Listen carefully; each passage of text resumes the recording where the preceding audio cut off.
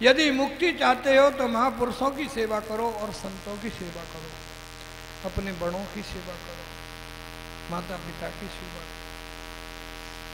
माता पिता की सेवा करने से, अपने से बड़ों की सेवा करने से, महापुरुषों की और संतों की सेवा करने से मनुष्य को मुक्ति की प्राप्ति होती है। कोई भजन करने से मुक्ति की प्राप्ति नहीं।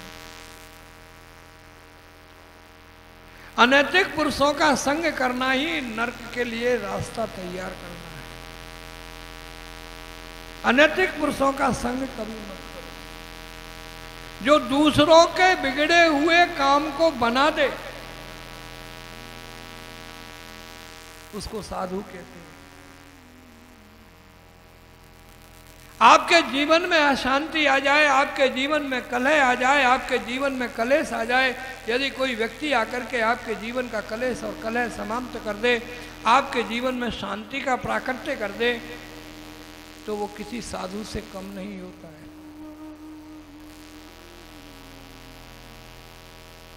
साधु की यहां पर जो है महाराज अज ने बहुत सुंदर व्याख्या की है। ये लाल पीले कपड़े पहन करके साधु नहीं होते। साधु तो वो है जो साध ले। भगवान की सृष्टि को जो साधता है उसको साधु कहते हैं। भगवान की सृष्टि को सदैव प्रसन्न रखने में जो सहयोग देता है उसको साधु कहते हैं।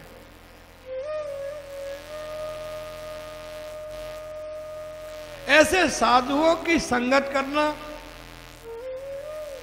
ऐसे साधुओं के प्रभाव से प्रभावित होना सुख का मार्ग है। ऐसा भगवान ऋषभदेव ने अपने सत्संग में अपने पुत्रों को बताया। महाराज अज का जब सन्यास धर्म धारण परिवर्तन हुआ तो महाराज अज का नाम पड़ गया ऋषभदेव। हमारे 8वें अवतार हैं महाराज ऋषभदेव, भगवान ऋषभदेव, और जैन धर्म के प्रथम तीर्थंकर हैं भगवान ऋषभदेव। यहां से एक नया धर्म होता है जैन धर्म। महाराज ऋषभदेव ने सुंदर सत्संग किया। महाराज ऋषभदेव के सत्संग के प्रभाव से प्रभावित होकर के लोगों को सुख शांति प्राप्त हुई।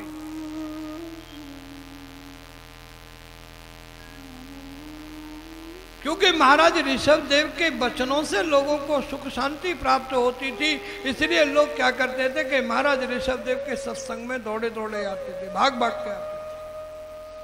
कहाँ 150 आते थे, फिर 1000 2000 हो गए, फिर 2 4 5 हजार हो गए, फिर हजारों की लाखों की भीड़ के बीच में महाराज ऋषभदेव सत्संग किया करते थे। क्योंकि सत्संग का मनुष्य के जीवन में प्रभाव अवश्य पड़ता है।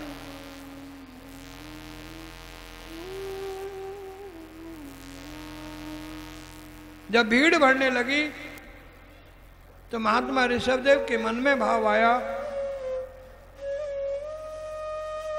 कि मेरा प्रभाव बढ़ने से धर्म विचलित हो रहा है, और 10 5 20 लोग हों तो उनसे तो बात कर लो।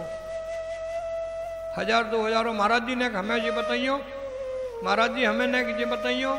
अब एक आदि कोई आदमी बात पूछे तो चलो बता दी जाती है कि भैया ऐसे कर लियो, भैया ऐसे कर लियो, भैया ऐसे कर लियो।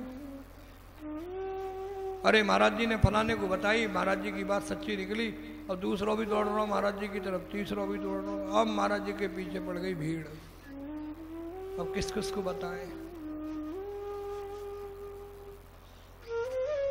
जीवन में कष्ट है, दिन भी है और रात भी है, सहन करने की शक्ति नहीं।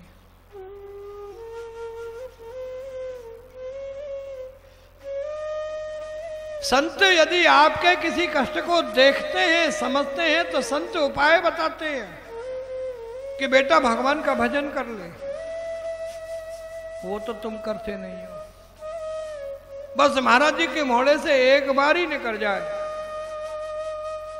कि जा तेरा भलो हो, तभी भलो होगा, नहीं तो नहीं होगा। अरे थोड़ा भजन कर, थोड़ा भगवान का ध्यान दे, तेरा भला हो जाएगा। ना महाराज जी जब तक भाव से नहीं कहेंगे तब तक मेरा भलो ना होगा, मेरी बीमारी ठीक ना होगी। महाराज जी बस एक बार आप अपने मोड़े से कह दो कि जा ठीक है जा, मैं वही दिन ठीक है जाऊंगा। महाराज जी ने कह दी जा भैया ठीक है जाए। ए बाकी तो महाराज जी के कहती, बाकी दवाई भी लगवे लगी और वो ठीक हुए है। अब बा ने पूरे ग्वालियर में हल्ला मचा दिया। महाराज जी ने की जा ठीक है जा, मैं ठीक है वो। और पूरा ग्वालियर महाराज जी की तरफ। ग्वालियर ने मुरैना तक खबर कर दी, मुरैना वाले ने आगरे तक, आगरे वाले ने दिल्ली तक। ओ भैया जो आ रहा सब महाराज जी के पास भागो ही भागो आ रहा है। महाराज जी को स्वयं से, भगवान ऋषभदेव को स्वयं से घृणा हो गई कि मैंने ऐसी वाणी क्यों प्राप्त की कि मेरे आशीर्वाद से लोग फलने लगे।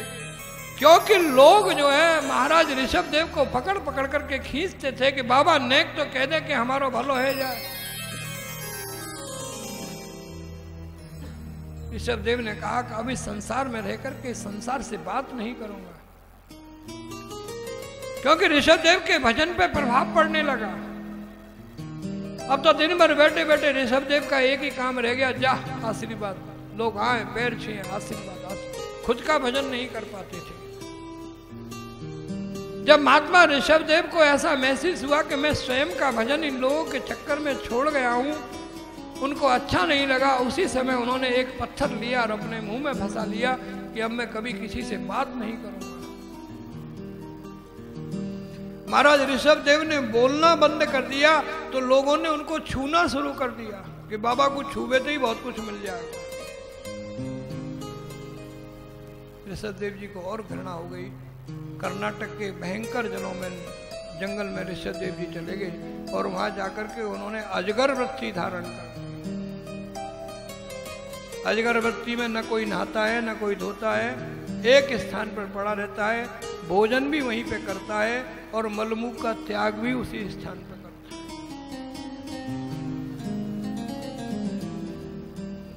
इसको अजगर के व्यक्ति कहते हैं। एक स्थान पे पड़ गए बस।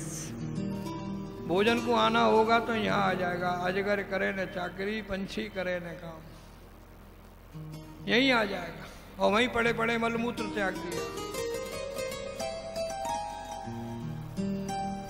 भगवान ऋषभदेव के मलमूत्र से चंदन की खुशबू आया करती थी।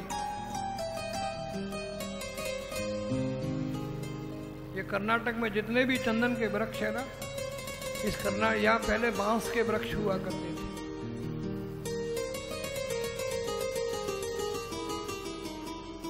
भगवान ऋषभदेव के मलमूत्र के प्रभाव से ये जितने भी बांस के वृक्ष हैं, ये चंदन के वृक्ष बन गए। चंदन की खुशबू आती थी। महाराज ऋषभदेव के जो सबसे बड़े पुत्र थे उनका नाम था भरत।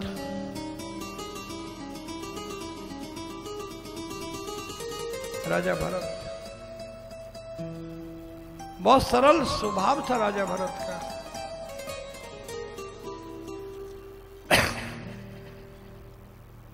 महाराज ऋषभदेव के नाम से इस देश का नाम अजनाम देश था, लेकिन महाराज भरत का राज्य महाराज ऋषभदेव से भी बहुत ज्यादा अच्छा था, इसलिए इस देश का नाम पड़ गया भारत, महाराज भरत के नाम से। हमारे इस देश में तीन भरत हुए हैं। एक कर्म भरत हुआ है, एक धर्म भरत हुआ है और एक भक्त भरत हुआ है।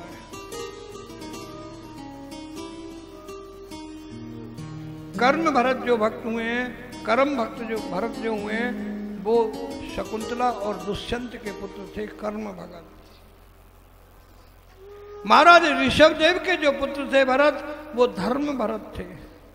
और भगवान राम के छोटे भाई जो भरत हुए हैं, वो भक्त भरत थे। ये भरतों का देश है। ये देश किनका है? भरतों का। ये भरतों का देश है, इसके लिए इसको भारत कहा जाता है। और इस भारत में रहने वाले जितने लोग हैं वो सब के सब भरतवंशी हैं। भारत में रहने वाले सब के सब भरतवंशी हैं। भगवान सुखदेव ने कहा कि हे भरतवंशी राजा परीक्षित,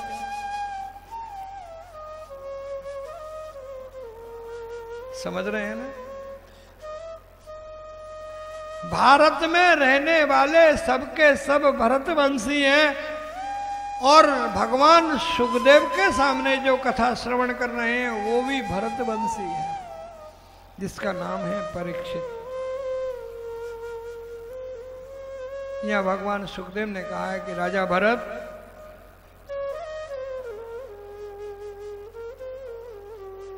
भारत, भगवान कृष्ण ने अर्जुन को बार बार संबोधित करते हुए कहा था कि हे भरत, हे भारत।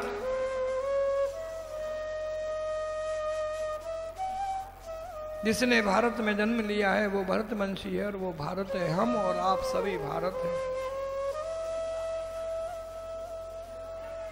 राजा परीक्षित ने कहा कि भारत, महाराज भरत का राज्य बहुत सुंदर था। 45 वर्ष की आयु में राजा भरत के मन में भाव आया कि अब मैं राज्य का त्याग करूं और संन्यास आश्रम में जाऊं। यदि राजा भरत अपने राज्य में कह करके संन्यास धारण करते तो शायद कदाचित उनको कोई जाने नहीं देता। इसलिए एक दिन राजा भरत ने क्या किया, अर्धरात्रि में राज्य का त्याग किया। रात्रि के समय सब सो रहे थे और चुपचाप उठे और चल दिए, किसी को मालूम ही नहीं है। नेपाल में एक गंडकी नदी है। गंडकी नदी के किनारे जाकर के राजा भरत निवास करने लगे, घनघोर जंगल में। किसी को मालूम ही नहीं। प्रातः सोकर के सारे प्रजाजन उठे, मंत्री उठे, रानियां उठी, पुत्र उठे। सोचा महाराज का स्वास्थ्य थोड़ा कमजोर रहा होगा या रात्रि में ज्यादा काम किया होगा, सो रहे होंगे, सोने दो, मत जगाओ। कोई भी महाराज भरत के कक्ष में नहीं गया। दिन में जब भोजन का समय आया, रानियों ने समाचार भिजवाया तो द्वारपालों ने आकर के कहा महाराज भरत अपने कक्ष में नहीं है, कहीं कार्य से गए होंगे। रानियों ने ध्यान नहीं दिया। सायंकाल हो गई, दूसरा दिन निकल गया। कभी कभी राजा भरत रात्रि में चले जाते थे गुप्तचर बन करके और अपनी प्रजा के बीच में समाचार इकट्ठे करते रहते थे, कहीं पर अव्यवस्था तो नहीं है। तो लोगों ने सोचा कहीं गुप्तचर बन के गए होंगे, 2-4-5 दिन में आ जाएंगे। जब महीने, 2 महीने, 4 महीने राजा भरत लौट करके नहीं आए, तब शंका होने लगी कि अचानक राजा भरत चले कहां गए। ढूंढो, ढूंढने का प्रयास किया,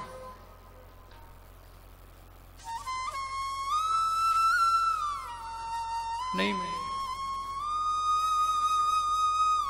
राजा गए वन में भगवान को प्राप्त करने के लिए। सज्जनों, स्थान बदलने से कभी भगवान नहीं मिलते हैं। इस कथा का हमारे जीवन से बहुत बड़ा संबंध है, इसलिए मैं इसको विशेष रूप से सुना रहा हूं। स्थान बदलने से कभी भी भगवान नहीं मिलते हैं। भगवान को यदि प्राप्त करना चाहते हो तो अपनी स्थिति को बदलो। जिस स्थिति में हम जी रहे हैं, जिस स्थिति में हम रह रहे हैं, उस स्थिति से हमको भगवान नहीं मिलेंगे। अपनी स्थिति में परिवर्तन लाओ। राजा भरत ने सोचा कि मैं स्थान परिवर्तन करूंगा, जंगल में चला जाऊंगा, एक कुटिया बनाऊंगा और कुटिया बना करके उसमें रहूंगा, भगवान को प्राप्त करूंगा। संन्यास आश्रम ग्रहण कर लिया, चले गए वन में, भगवान का भजन करने लगे। राज्य कर्मचारियों ने राजा भरत को बहुत ढूंढा, लेकिन राजा भरत नहीं मिले। एक एक जंगल छान मारा, एक एक नगर छान मारा, क्योंकि अब तक उनके शरीर की स्थिति बदल चुकी थी। दाढ़ी मूंछ आ गई थी, स्वरूप परिवर्तित हो गया था। भजन कर रहे थे। एक दिन गंडकी नदी में खड़े होकर के भगवान सूर्य का तर्पण कर रहे थे, पितरों का तर्पण कर रहे थे। उसी समय क्या होता है, कि एक हिरणी आती है दौड़ती दौड़ती, और वो हिरणी गंडकी नदी में छलांग लगाती है, और छलांग लगा करके उस गंडकी नदी को पार करते करते महाराज भरत के सामने आती है। महाराज भरत के सामने आते ही उस हिरणी ने एक छोटे से शावक को जन्म दिया, लखन, एक छोटे से शावक को जन्म दिया। महाराज भरत के सामने शावक को जन्म देकर के हिरणी ने नदी को पार किया और नदी किनारे पहुंच करके उस हिरणी का प्राणांत हो गया। महाराज भरत ने देखा कि इस पार शेर आया, एक सिंह, तो वो किनारे आकर के बैठ गया। महाराज भरत समझ गए कि ये दोनों के दोनों जंगली पशु हैं, ये हिरणी जंगल में भ्रमण कर रही होगी। शेर ने इसको देखा, शेर इसको खाने के लिए दौड़ा, ये दौड़ती दौड़ती नदी में कूद गई। शेर कभी भी जल में नहीं कूदता है।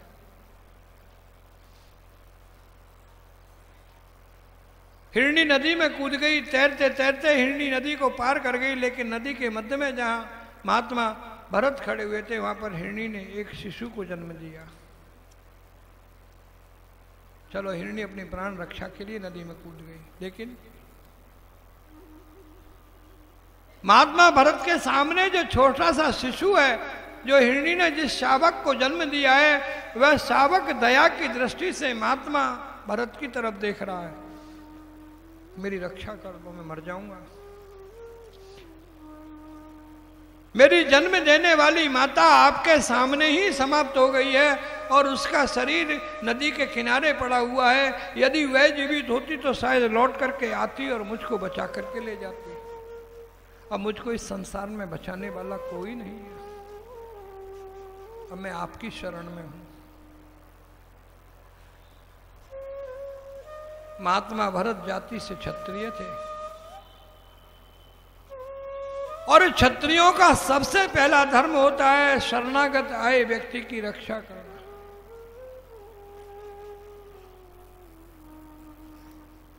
शरणागत को जेत जे निज हित अनहित अनुमान, ते नर पावर पाप मय तिनहि बिलोकत।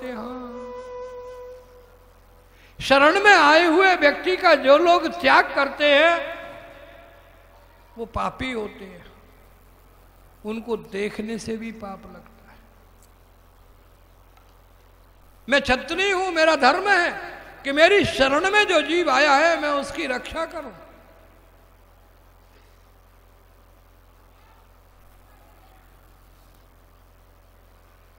अरे छोड़ो ना, ये सब छोड़ के आए ना। अब तो हमने एक ही धर्म पकड़ लिया है, भगवान की पूजा करेंगे, भगवान का चिंतन करेंगे, भगवान का ध्यान करेंगे। कोई मरे कोई जिए, हमें क्या लेना देना। ये संसार है, इसमें जीव जन्म लेता है और मर जाता है। ये जीवों के मरने जीने के चक्कर में यदि हम फंसेंगे तो हम भगवान को कब प्राप्त करके पाएंगे। जब हमने सारा संसार छोड़ ही दिया है और इस वन में आकर के हम भगवान की भक्ति करने लगे हैं तो हमें तो सीधा भगवान से संबंध रखना चाहिए। अब कोई शरण में आ रहा है, कोई मर रहा है, कोई जी रहा है, इससे हमें क्या लेना। नहीं नहीं नहीं, मरता है तो मरने।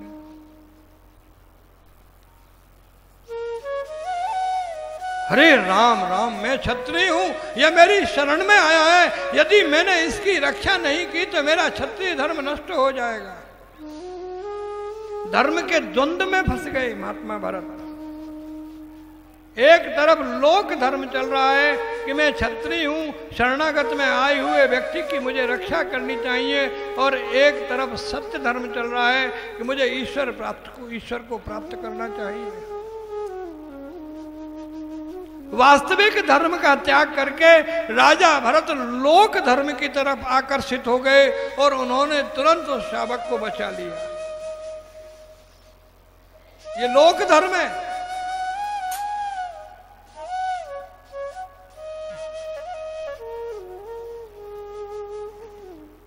गोकर्ण ने क्या कहा था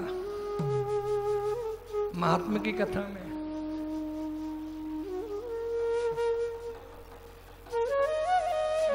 आत्मदेव भी तो लोक धर्म में आ गए थे कि मेरे संतान नहीं है, मेरे यहाँ सरस्वती, मेरे यहाँ तुलसी सूख जाती है, मेरे यहाँ गऊएं बांझ हो जाती हैं, और इसलिए संत ने बहुत समझाया कि आत्मदेव तुम लोक धर्म का निर्वहन कर रहे हो, तुम वास्तविक धर्म का निर्वहन नहीं कर रहे हो, तुम तो पंडित हो, विद्वान। लोक धर्म में जब आत्मदेव पड़ गया, फंस गया, तो उसके जीवन को कष्ट हुआ।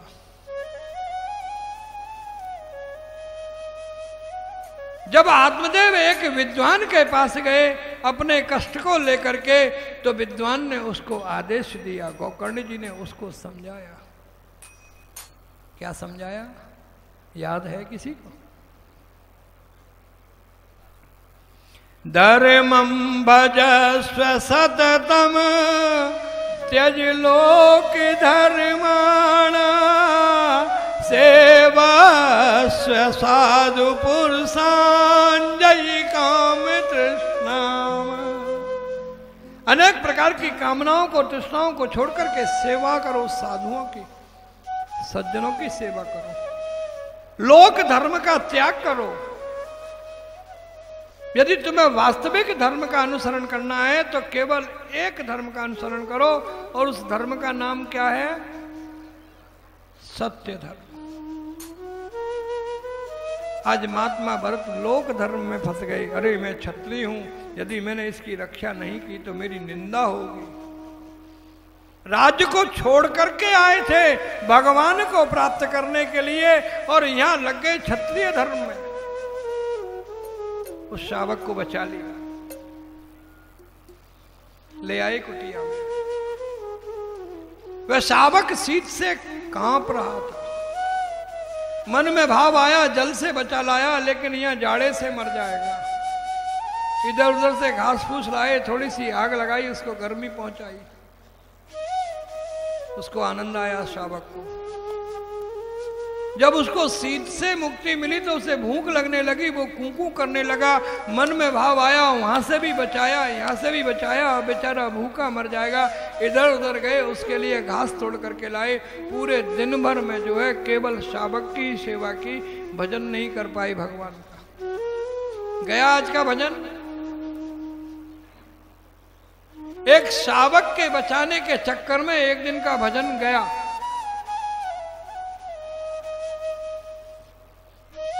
दूसरे दिन प्रातः सो करके उठे, जैसे ही जो है भरत जी सो करके उठे, वह शावक भी सो करके उठा। जो भरत जी करते थे वो शावक भी करने लगा। ये संगति का असर है। आगे आ जाइए गुप्ता जी, गुप्ता जी को आगे लाओ। पंडित जी, शेखावत जी, सुरेश चंद जी, इतनी आंखें कमजोर नहीं है जो मेरी आंखों से छुप जाओ आप लोग। आइए आगे आइए।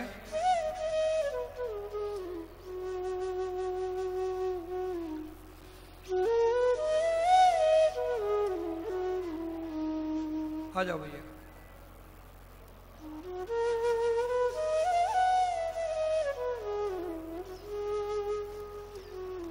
अम्मा जी लाला आएगा ओए। तो भरत जी जो है उस शावक की सेवा में लग गए, और वह शावक जो है वो ही करता था जो भरत जी करते थे। यह सत्संगति का प्रभाव है। वह शावक भरत जी की तरह स्नान करता, भरत जी की तरह तर्पण करता। भरत जी अपने आसन पर बैठ करके माला लेकर जाप करते, तो भरत जी को देखते देखते वह जाप करता था। चलो अभी तक अकेला था, अब दो हो गए। अभी अकेला भक्ति कर रहा था, अब दूसरा भी भक्ति मेरे साथ मिलकर करने लगा। चलो मेरी भक्ति सफल हो गई। राजा भरत बड़े प्रसन्न हुए। एक नियम बन गया भरत जी का और शावक का कि प्रतिदिन स्नान करना और भगवान का भजन करना। एक दिन भरत जी भजन पे बैठे हुए थे, तो शावक पता नहीं कहां चला गया। भजन करके जब भरत जी उठे और सामने शावक को नहीं देखा तो थोड़ी सी चिंता हुई, इधर उधर ढूंढा, वह शावक नहीं मिला। मन में भाव आया कि पशु है, जंगल में थोड़ा घूमने चला गया होगा, 10-5 मिनट में हार थक करके आ जाएगा। लाइटें जलवा दो।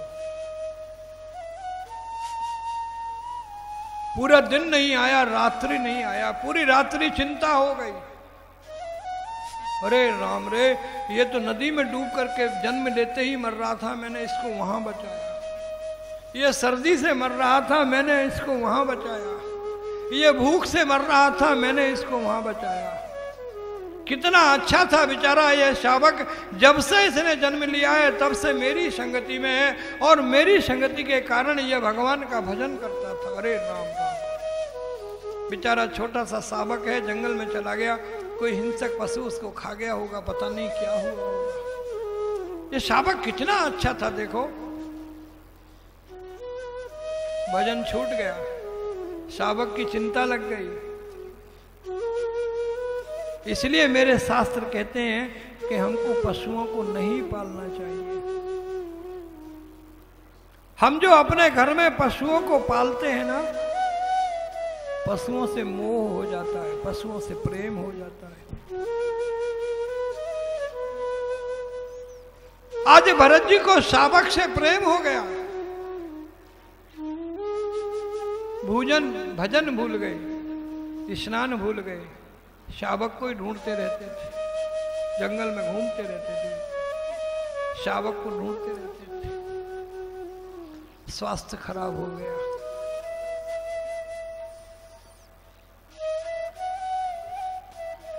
एक दिन शरीर शांत हो गया।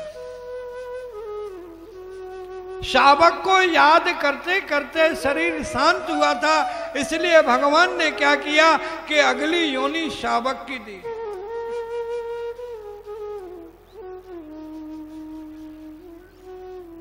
एक दिन ये शावक आया। शावक जब कुटिया में 2-4 दिन बाद घूम फिर करके आया तो शावक ने भरत जी को न देख करके भरत जी के शरीर को देखा। वहां पर भरत जी का शव पड़ा हुआ था। भरत जी के शव को देख करके यह शावक रोने लगा। इसके मन में दुख हुआ, देखो कितने अच्छे थे राजा भरत, मेरी मृत्यु तो जन्म लेते ही हो गई थी, राजा ने मुझको बचाया था, राजा के सहयोग से मुझको जीवन प्राप्त हुआ था। राजा का स्वभाव कितना अच्छा था, राजा मेरे लिए भोजन बनाते थे, राजा के स्वभाव के कारण, राजा की संगति के कारण मैं भगवान की भक्ति करने लगा। इस शावक को चिंता लग गई और यह शावक राजा को याद करते करते शावक का शरीर शांत हो गया। भगवान ने इस शावक को अगली योनि दी राजा की। राजा भरत शावक को याद करते करते समाप्त हुए तो भगवान ने राजा भरत को अगली योनि दी शावक की, और शावक राजा को याद करते करते समाप्त हुए, इसलिए भगवान ने शावक को अगली योनि दी राजा की। जब शावक की योनि मिली तो मन में भाव आया, मैंने बहुत बड़ी गलती की। मैं राज्य का त्याग करके और वन में गया था भगवान की तपस्या करने के लिए, वहां मुझे एक शावक से मोह हो गया। उस शावक से मोह होने के कारण मुझे आज शावक योनि में आना पड़ा। अब मैं किसी से मोह नहीं करूंगा, अब मैं किसी से प्रेम नहीं करूंगा। अब यदि भगवान मुझको मनुष्य योनि देते हैं तो मैं किसी की तरफ आकर्षित नहीं रहूंगा। मैंने बहुत बड़ी गलती की। एक बार ईश्वर मेरे ऊपर कृपा करें और मुझको पुनः मनुष्य योनि दे दें तो मैं उस योनि का पूर्ण प्रयोग करूंगा, केवल ईश्वर का ही ध्यान करूंगा और संसार में किसी से प्रेम नहीं करूंगा, संसार में किसी से मोह नहीं करूंगा। इस शावक ने 40 दिन तक केवल एक ही बात अपने मन में विचार की कि भगवान मुझे मनुष्य योनि दे दे। अब मैं जीवन में कभी, जब यदि भगवान मुझको मनुष्य योनि देंगे तो मैं किसी से मोह नहीं करूंगा, किसी से प्रेम नहीं करूंगा। 40 दिन में यह योनि समाप्त हो गई और उस शावक का शरीर शांत हो गया, क्योंकि यह शावक 40 दिन तक निरंतर भगवान से प्रार्थना करता रहा कि मुझे मनुष्य योनि मिल जाए, और अब की बार मुझे मनुष्य योनि भगवान ने दी तो मैं किसी से प्रीति नहीं करूंगा, किसी से प्रेम नहीं करूंगा। इसलिए भगवान ने इसके ऊपर कृपा की, इसको पुनः मनुष्य योनि दी। एक ब्राह्मण के यहाँ इनका जन्म हुआ, एक कर्मकांडी ब्राह्मण के ये सबसे बड़े पुत्र थे, और यहाँ भी इनका नाम रखा गया भरत, और इनके छोटे 9 भाई थे। अब की बार भरत जी इस संसार में यह निर्णय लेकर के आए हैं कि मैं इस संसार में किसी से प्रीति नहीं करूंगा। जगत प्रीत जगत प्रीत मत करियो रे मनवा,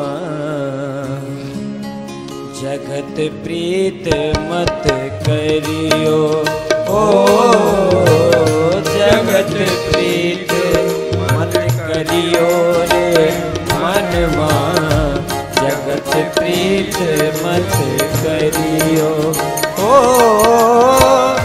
हरि माया से, हरि माया से डरियो रे मनवा, जगत प्रीत मत करियो, ओ जगत प्रीत मत करियो रे मनवा, जगत प्रीत मत करियो।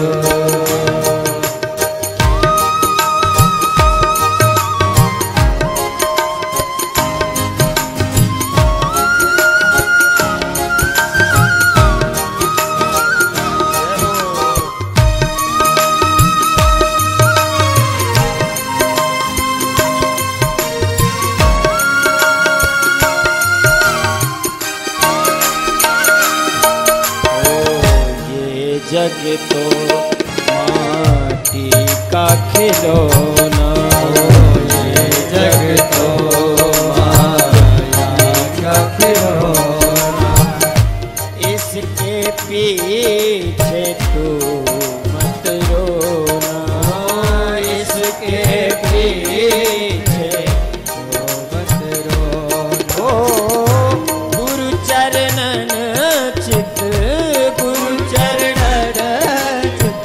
हरियो रे मनवा, जगत प्रीत।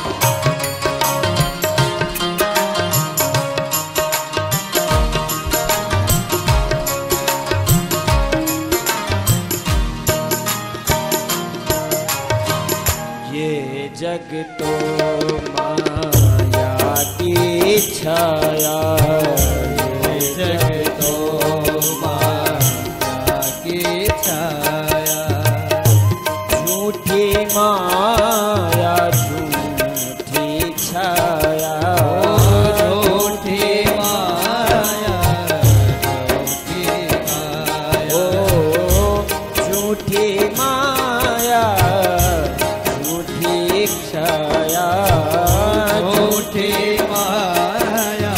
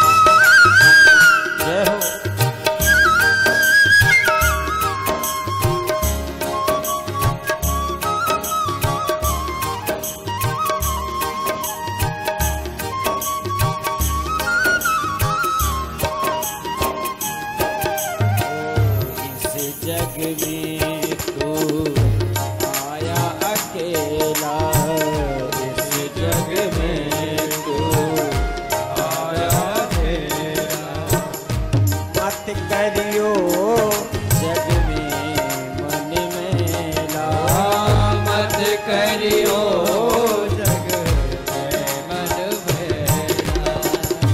भव से पार भव से पार उतरियो रे मनमा जगत प्रीत मत करियो। जगत प्रीत मत करियो रे मनवा जगत प्रीत मत करियो। जगत प्रीत मत करियो। जगत प्रीत मत करियो। अब की बार भगवान की कृपा से मनुष्य योनि प्राप्त हुई थी और निश्चय करके आए थे भरत जी कि अब इस संसार में मैं किसी से प्रीति नहीं करूंगा, क्योंकि कर्मकांडी ब्राह्मण के यहाँ भगवान ने इनको जन्म दिया था, जाति से ब्राह्मण थे। तो पिता के मन में भाव आया कि भरत सीधा है,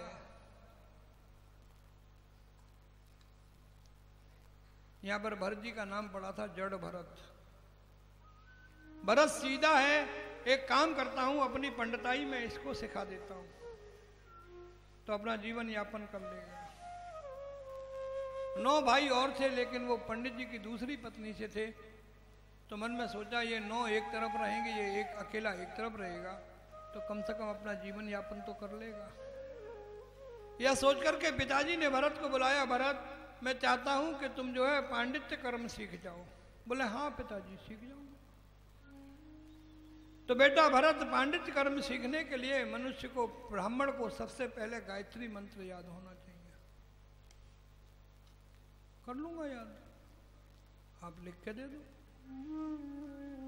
पिता ने गायत्री मंत्र लिख करके याद दिया। 2-4 दिन के बाद पिता ने बुलाया कि भरत मैंने तुमको गायत्री मंत्र लिख करके दिया था, याद हो गया? बोले हाँ हो गया।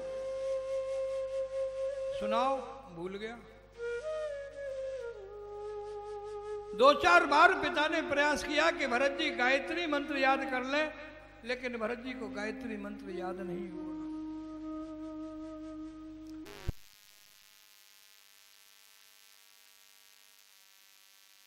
पिता को चिंता हो गई कि मैंने भरत को पंडित बनाने का बहुत प्रयास किया, लेकिन इससे तो गायत्री मंत्र ही याद नहीं हो रहा है। पिता चिंता करते चले गए।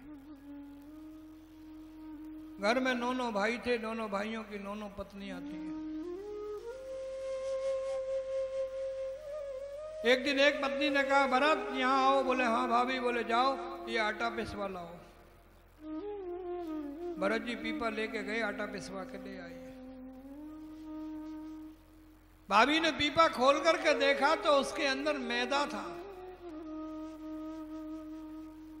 गुस्सा आया, भरत ये क्या पिसवा के लाए हो? बोले आटा पिसवा के लाया हूं।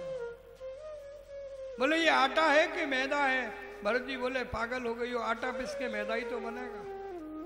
आपने कहा आटा पिसवा लाओ, तो जो घर में आटे का पीपा था ना उस आटे को भी वो ले गए, पिसवा के ले आए तो मैदा बन गया।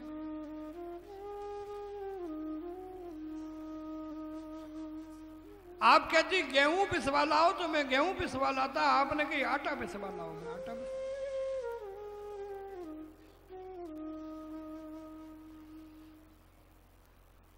एक भाभी ने बुलाया भरत यहाँ आओ।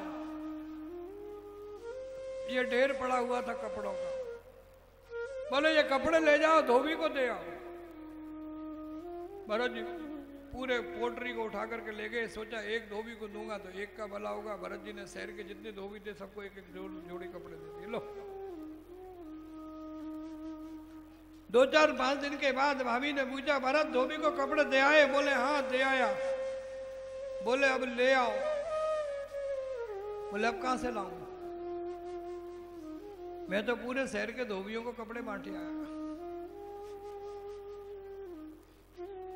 आपने कहा धोबी को दे आओ, तो मैंने सोची एक धोबी का क्या भला करना, सबका भला करो, तो सबको दे आया मैं। अब तो उनने पेन भी लिए होंगे। भाभियों को गुस्सा आ गया। घर में उनके पति आए तो शिकायत की। एक ने कहा देखो आटा पिसवाने के लिए कहा तो मैदा पिसवा लाया। एक ने कहा धोबी को कपड़े देने के लिए कहा तो धोबियों को कपड़े बांटे आया। भरत जी ने कहा इसमें मेरी गलती क्या है? आप मेरे से कहती कि धोबी को कपड़े दे करके धुलवा करके ले करके आना। आपने कहा दे आओ, तो मैं दिया। भाइयों ने सोचा स्त्रियां हैं, थोड़ी चिढ़ती होंगी हमारे भाई से, एक काम करते हैं इसको खेत पर लगा देते हैं। भरत जी को खेत पर ले गए और ले जा करके बोले देखो भरत, कभी कभी हमारे खेत में पशु घुस आते हैं, कभी कभी हमारे दुश्मन घुस आते हैं, हमारी खड़ी हुई फसल को काट करके ले जाते हैं। पता नहीं कौन कौन हमारे खेत में घुस आता है, क्योंकि हमारे खेत की मेड़ नहीं है। एक काम करो, अपने खेत के चारों तरफ मेड़ बना लो। और एक चीज इसमें ध्यान रखना, मेड़ बनाते समय अपने खेत की ही मिट्टी खोदना, दूसरे की खेत की मिट्टी खोद करके मेड़ मत बनाना, नहीं तो झगड़ा हो जाए। भरत जी ने कहा ठीक है। भरत जी लग गए फावड़ा लेकर के मेड़ बनाने। 10-10 फुट 12-12 फुट ऊंची मेड़ बना दी चारों तरफ। मेड़ क्या बनाई? दीवार बना दी मिट्टी की। अपना पूरा खेत गड्ढा कर दिया।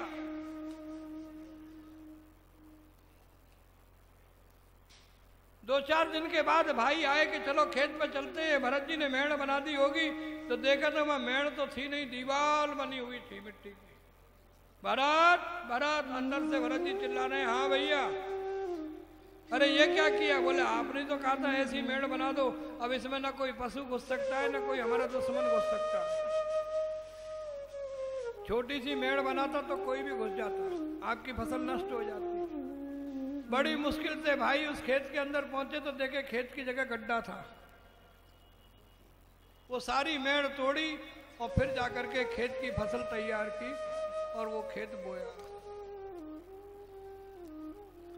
फसल तैयार होकर के आ गई। जब फसल तैयार होकर के आती है तो रात्रि में उसकी रक्षा करनी पड़ती है। तो सोचा चलो कम से कम ये भरत जो है फसल की रक्षा तो कर लेगा। भैया ये सीधा आंख पे आ रहा है, थोड़ा ऊपर नीचे ले लो, फसल की रक्षा करेगा। एक खेत के मध्य में मचान बनवा दिया और मचान पे भरत जी को बैठा दिया गया कि भरत जितना नीचे ले जा रहे हो उतना आंख पे आ रहा है।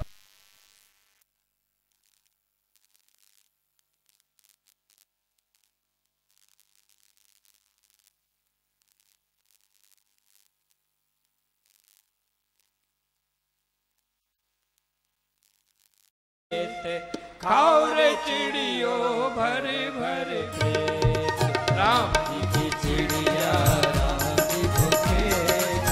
खाओ रे चिड़िया भरे भरे पेट, तेरे खाओ रे चिड़ियो भर भर पेट। हाँ जी खाओ रे चिड़ियो भर भर पेट। जय हो।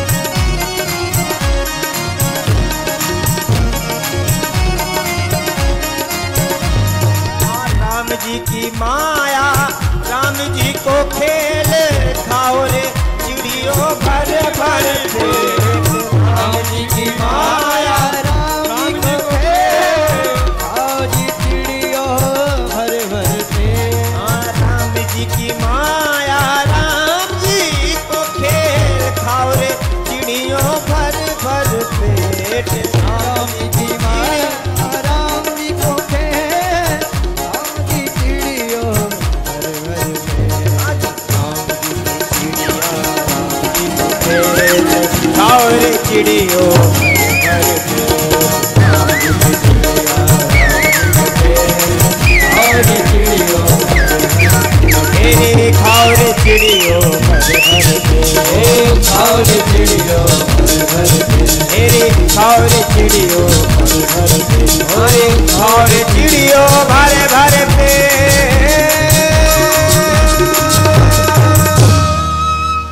भरत जी ने चिड़ियों को बुलाया और भरत जी बुलाए और चिड़िया ना आए, ऐसा हो ही नहीं सकता।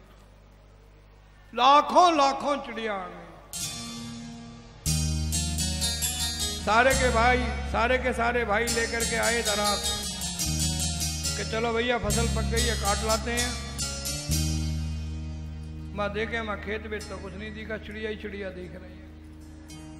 तो भरत जी गा रहे हैं राम जी की चिड़िया राम जी को खेत। भाइयों को क्रोध आ गया, ये क्या किया भरत तुमने? सारी की सारी फसल नष्ट करवा दी। भरत जी ने कहा मैंने क्या किया है? आपने कहा था खेत की रखवाली करना, कोई पशु अंदर नहीं आ जाए और कोई मनुष्य हमारी फसल को काट कर नहीं ले जाए। तो न तो कोई पशु घुसा है और न किसी ने आपकी फसल काटी है। बोले चिड़िया दाना चुग रही है। बोले आपने ये थोड़ी कहा था कि चिड़ियों से दाना बचाना। फसल आपकी यूं की तो खड़ी है, देख लो।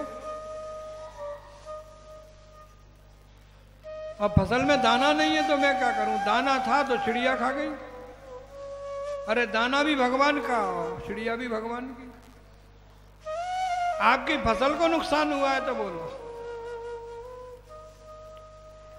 भाइयों को क्रोध आया, घर से निकाल दिया। चल दिए भरत जी, अच्छा हुआ। एक आया गायत्री मंत्र सीख ले।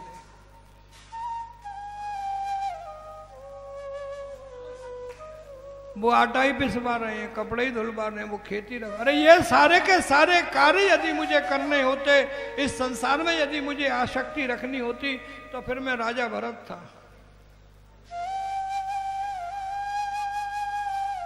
एक बार मुझसे गलती हो गई, अब दोबारा गलती कभी नहीं करूंगा। इस जगत से मुझे कोई प्रीति नहीं। चल दिए, मस्त जा रहे थे भगवान का भजन खेलते। रास्ते में डाकुओं का दल मिल गया। डाकुओं के दल ने भरत जी को पकड़ लिया। भरत जी का शरीर हिष्ट पुष्ट था, कहीं से भी भरत जी अंगहीन नहीं थे, हिष्ट पुष्ट शरीर था। भगवान के भक्तों की सबसे बड़ी पहचान ये है कि भगवान के भक्त आपको शरीर से स्वस्थ मिलेंगे। This is the first introduction. भगवान के भक्त कभी भी अस्वस्थ नहीं होते हैं। जो संसारी होते हैं उन संसारियों को बीमारी लगती है। ये संसार बीमारी का घर है। ये शरीर बीमारी का घर नहीं है। ये शरीर किसने बनाया है? जोर से बोलना, बहरा हूं मैं, सब बोलना। ये शरीर किसने बनाया है? तो जिसने जो चीज बनाई है वो उसकी है कि आपकी है? ये शरीर किसका है? भगवान की चीज कभी बीमार होती है क्या? है? यदि ये शरीर भगवान का है तो फिर ये कभी अस्वस्थ नहीं होगा। भगवान के जो भक्त हैं उनके मन में सदैव यही भाव रहता है कि ये शरीर हमारा थोड़ी है, शरीर तो भगवान का है। जब मनुष्य शरीर को अपना मान लेते हैं, जब मनुष्य शरीर को संसार की वस्तु मान करके सांसारिक मान लेते हैं, तो संसार में तो अनेक प्रकार की बीमारियां निवास करती हैं, इसलिए शरीर बीमार हो जाता है। भगवान के भक्त कभी भी इस शरीर को अपना नहीं मानते, वो तो भगवान का मानते हैं, इसलिए वो कभी भी अस्वस्थ नहीं होते। तो भगवान के भक्तों की सबसे पहली पहचान है निरोगी काया।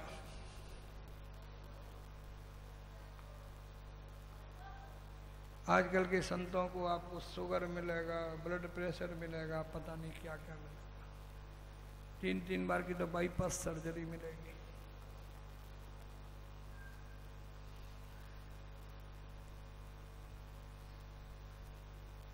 जब हृदय में राम नहीं है तो कितने भी परिवर्तन करवा लो, हृदय परिवर्तन से राम नहीं मिलते हैं, राम तो हृदय से मिलते हैं। भरत जी का शरीर बहुत सुडौल था, बहुत सुंदर था, स्वस्थ था। डाकुओं के दल ने देखा ये कहीं से भी अंगहीन नहीं है। भरत जी को पकड़ा, आओ हमारे सरदार के पास चलो। डाकू गिरोह भरत जी को डाकुओं के सरदार के पास ले गए। सरदार ने भरत जी को देखा, सरदार ने भरत जी से कहा, बाबा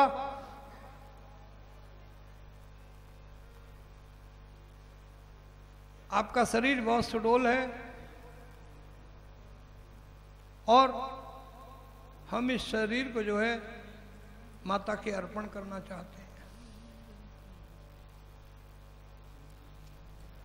भरत जी ने कहा, इस शरीर को माता के अर्पण करना चाहते हैं?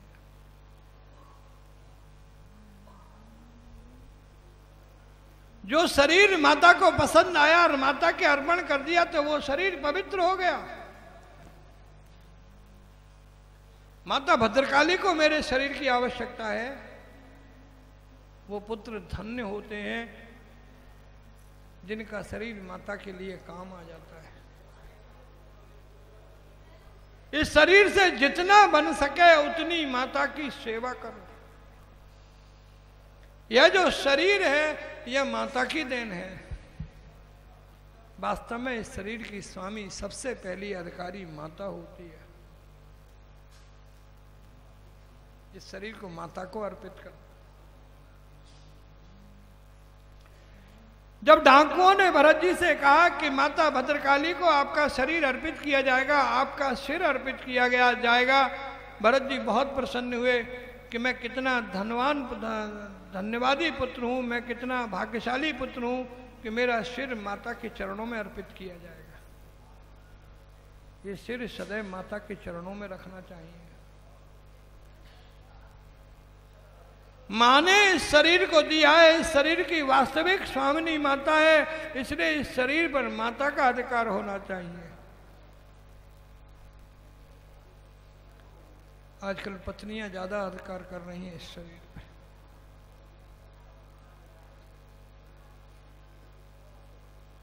बस यही सास बहू की लड़ाई का झगड़ा है।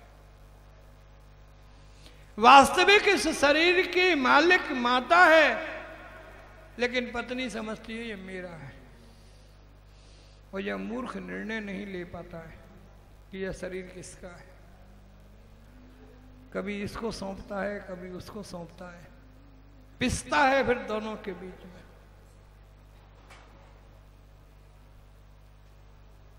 मेरे शास्त्र कहते हैं ये शरीर मां का है। डीएनए टेस्ट करा लो। क्यों गुप्ता जी? डीएनए रिपोर्ट तो मानोगे कि नहीं मानोगे? वैज्ञानिक युग है।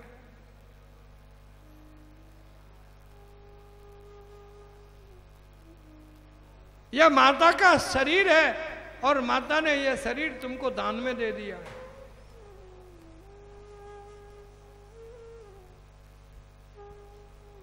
तुमने 4-6 फेरे क्या ले लिए, शरीर तुम्हारा हो गया। अरे तुम्हारे संग तो चक्कर लगा के बेचारा चक्कर में फंस गया। 4 चक्कर क्या लगाए, सारी जिंदगी का चक्कर शुरू हो गया। अब इस जिंदगी के चक्कर से यदि बचना चाहता हो यदि इस जिंदगी के चक्करों से बचना चाहते हो तो पहले माता के चरणों के चक्कर में पड़ जाओ। संसार के सारे चक्कर अपने आप समाप्त हो जाएंगे। तुम दोनों के दोनों माता के चरणों को पकड़ लो, तुम्हारा घर स्वर्ग बन जाएगा।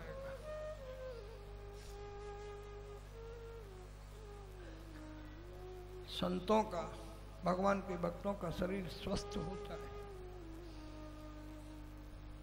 डाकुओं के सरदार ने कहा कि भरत तुम्हारा ये जो सिर है ये माता के चरणों में अर्पित किया जाएगा। भरत जी बहुत प्रसन्न हुए, वाह चलो मेरा सिर काम आ रहा है। देखो ये सामने पत्थर है, इस पत्थर पे तुम सिर रख देना, और ये सामने जो काले कपड़े पहन के खड़ा हुआ है इसके हाथ में तलवार है। ये पंडित जी मंत्र बोलेंगे, पंडित जी इशारा करेंगे, ये तलवार चलाएगा, तुम्हारी गर्दन कटेगी और गर्दन कट कर उछल कर के शरीर जो है माता भद्रकाली के चरणों में चला जाएगा। भरत जी बड़े प्रसन्न हो गए। वाह, भरत जी का अभिषेक कराया गया, स्नान कराया गया, भरत जी को वस्त्र पहनाए गए, चंदन लगाया गया और भरत जी को लाकर के माता भद्रकाली के समक्ष खड़ा कर दिया गया। धिक्कार है ऐसे पंडितों को जो ऐसी बलियां करवाते हैं। ब्राह्मणों को ये कर्म नहीं करवाना चाहिए। बलि प्रथा है हमारे शास्त्रों में, ऐसा नहीं है, लेकिन बलि के लिए और विधान बनाए गए हैं। किसी मनुष्य की या पशु की बलि नहीं देनी चाहिए। यदि कहीं पर ऐसी पूजा हो रही है जहां पर बलि दी जाएगी पशु की या पक्षी की, तो पंडितों को वहां पर उपस्थित नहीं होना चाहिए, मना कर देना चाहिए, मेरे शास्त्रों में ऐसी कोई बलि नहीं है।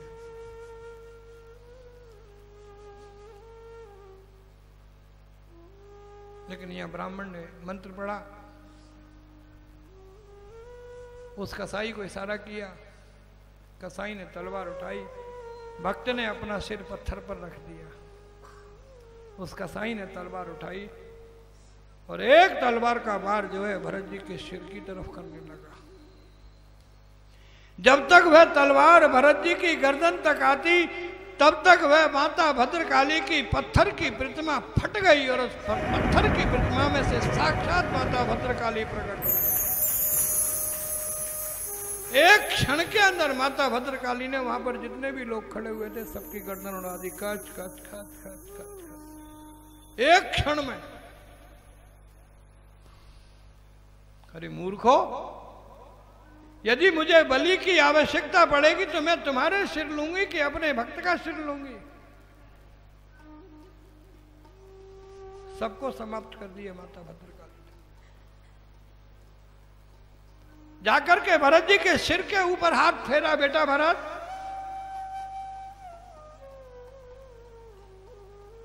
भरत जी ने देखा मेरी तो गर्दन बची हुई है, कोई हाथ फेर रहा है। देखा तो साक्षात माता भद्रकाली सिर पर हाथ फेर रही थी। भरत, बेटा भरत। भरत जी ने देखा, मां आप? बोले हाँ भरत। मां आप साक्षात प्रकट हुई है, आपको तो मेरे सिर की आवश्यकता थी ना। माता भद्रकाली ने कहा कि भरत तू कितना मूर्ख है, ऐसी कौन सी मां होगी जो अपने पुत्र का, अपनी संतान का गला कटवा करके प्रसन्न होगी? भरत, संतान का सिर तो हाथ फेरने के लिए होता है, काटने के लिए थोड़ी होता है। मां का आशीर्वाद प्राप्त करने के लिए मां ने तुमको सिर दिया है, या तुम्हारा सिर काट करके अपनी गोदी में रखने के लिए सिर दिया है? मेरे होते हुए कोई तुम्हारी गर्दन काट सकता है? लेकिन भरत, मेरे मन में एक शंका है। तुम्हारा शरीर हिष्टपुष्ट है, तुम जानते थे कि ये लोग तुम्हारी गर्दन काट करके तुम्हारी बलि देना चाहते हैं, तुम इनसे डर गए, भयभीत हो गए, तुमने अपनी रक्षा करने की कोशिश नहीं की। भरत, तुम्हारा शरीर हिष्टपुष्ट है, यदि तुम इनका थोड़ा सा विरोध करते, थोड़ा सा इनसे अपने आप को बचाने का प्रयास करते, तो थोड़ा प्रयास तुम करते, थोड़ी शक्ति मैं प्रदान करती, ये तो तुम्हारे सामने कुछ भी नहीं थे। भरत ने कहा क्या कहा मां, मैं अपने आप को बचाने का प्रयास करता। मां मैं आपसे एक बात पूछता हूं कि यदि आपने अपने मन में यह निश्चय कर लिया हो कि इस जीव को कोई नहीं मार सकता है, तो क्या उसको कोई मार सकता है? भगवान जब यह निश्चय कर ले कि इस जीव का कोई भी बाल बांका नहीं कर सकता है, तो बोलो वो जीव मरेगा? बताओ हाँ कि ना? नहीं मरेगा ना। और यदि भगवान ने निश्चय कर लिया कि इस जीव को कोई बचाएगा नहीं, मैं इसको मार के मानूंगा, तो बोलो वो बचेगा? कोई नहीं बचेगा। माता ये जीवन और मरण की जिम्मेदारी मेरी नहीं है, ये मरण और जीवन की जिम्मेदारी आपकी है। आप जिसको मारना चाहेंगी उसको कोई बचा नहीं सकता है, और आप इसको बचाना चाहेंगी उसको कोई मार नहीं सकता। ये काम आपका है, मेरा नहीं। मेरा काम तो केवल आपकी भक्ति करना है। मैं मेरा काम कर रहा हूं, आपकी भक्ति। आप अपना काम कीजिए।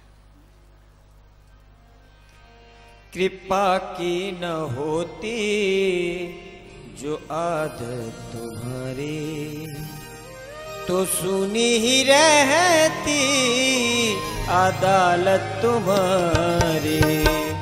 कृपा की न होती जो आदत तुम्हारी, तो सुनी ही रहती अदालत तुम्हारी। कृपा की न होती जो आदत तुम्हारी, कृपा की न होती जो आदत तुम्हारी।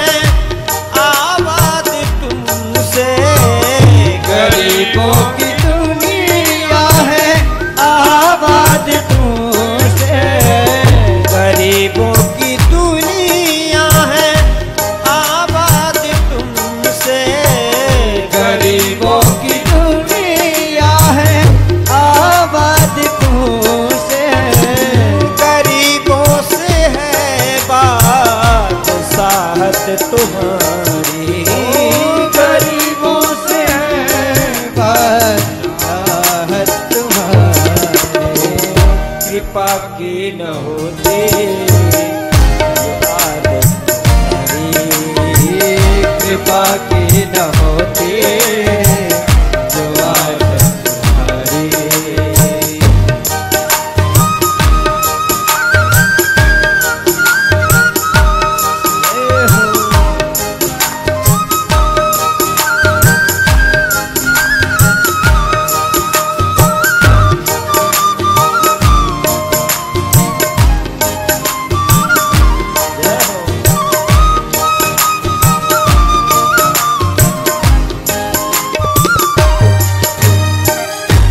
न तुम होते हाकिम न हम होते मुजरिम, न तुम होते हाकिम न हम होते मुजरिम, न तुम होते हाकिम न हम होते मुजरिम, न तुम होते हाकिम न हम होते मुजरिम, न घर घर में होती इबादत तुम्हारी, न घर घर में होती इबादत तुम्हारी, कृपा की न होती जो आदत तुम्हारी, कृपा की न होती जो आदत तुम्हारी, तो सुनी ही रहती अदालत तुम्हारी, कृपा की न होती जो आदत तुम्हारी, कृपा की न होती जो आदत तुम्हारी, कृपा की न होती जो आदत तुम्हारी। माँ, ये जीवन देना, रक्षा करना, मृत्यु देना, ये सब काम आपके हैं। यदि आप अपने काम नहीं करेंगी तो आपको कौन भगवान कहेगा? मैं तो आपका भक्त हूं, मेरा काम भक्ति करने का है। माता भद्रकाली बहुत प्रसन्न हुई। उसके बाद भरत जी वहां से चले, एक स्थान पे आकर के रेती में बैठ गए, भगवान का भजन करने लगे। सिंधु सौबीर देश का राजा था रहुगण। इसको जन्म से ही सत्संग की आदत थी। कुछ होते हैं जन्म से ही उनको सत्संग की आदत होती है, कुछ जन्म से ही कुसंगी होते हैं। राजा रहुगण को सत्संग की आदत थी। राजा रहुगण ने निश्चय किया कि चलो कपिल मुनि के आश्रम में चलते हैं और कपिल मुनि से सत्संग ग्रहण करेंगे। चल दिए, चार चार कहार लिए। चारों कहारों ने राजा रहुगण की पालकी उठाई और राजा रहुगण सत्संग ग्रहण करने के लिए जा रहे हैं। मार्ग में एक कहार बीमार हो गया, तो कहारों ने आकर के कहा कि राजन, एक कहार बीमार हो गया है और 3 व्यक्तियों से पालकी ढोना मुश्किल हो रहा है। राजा रहुगण ने कहा कि हम पूरे देश के राजा हैं और हमारे राज्य में जो प्रजा है वो हमारी सेवक है। प्रजा जो है राजा की सेवक होती है।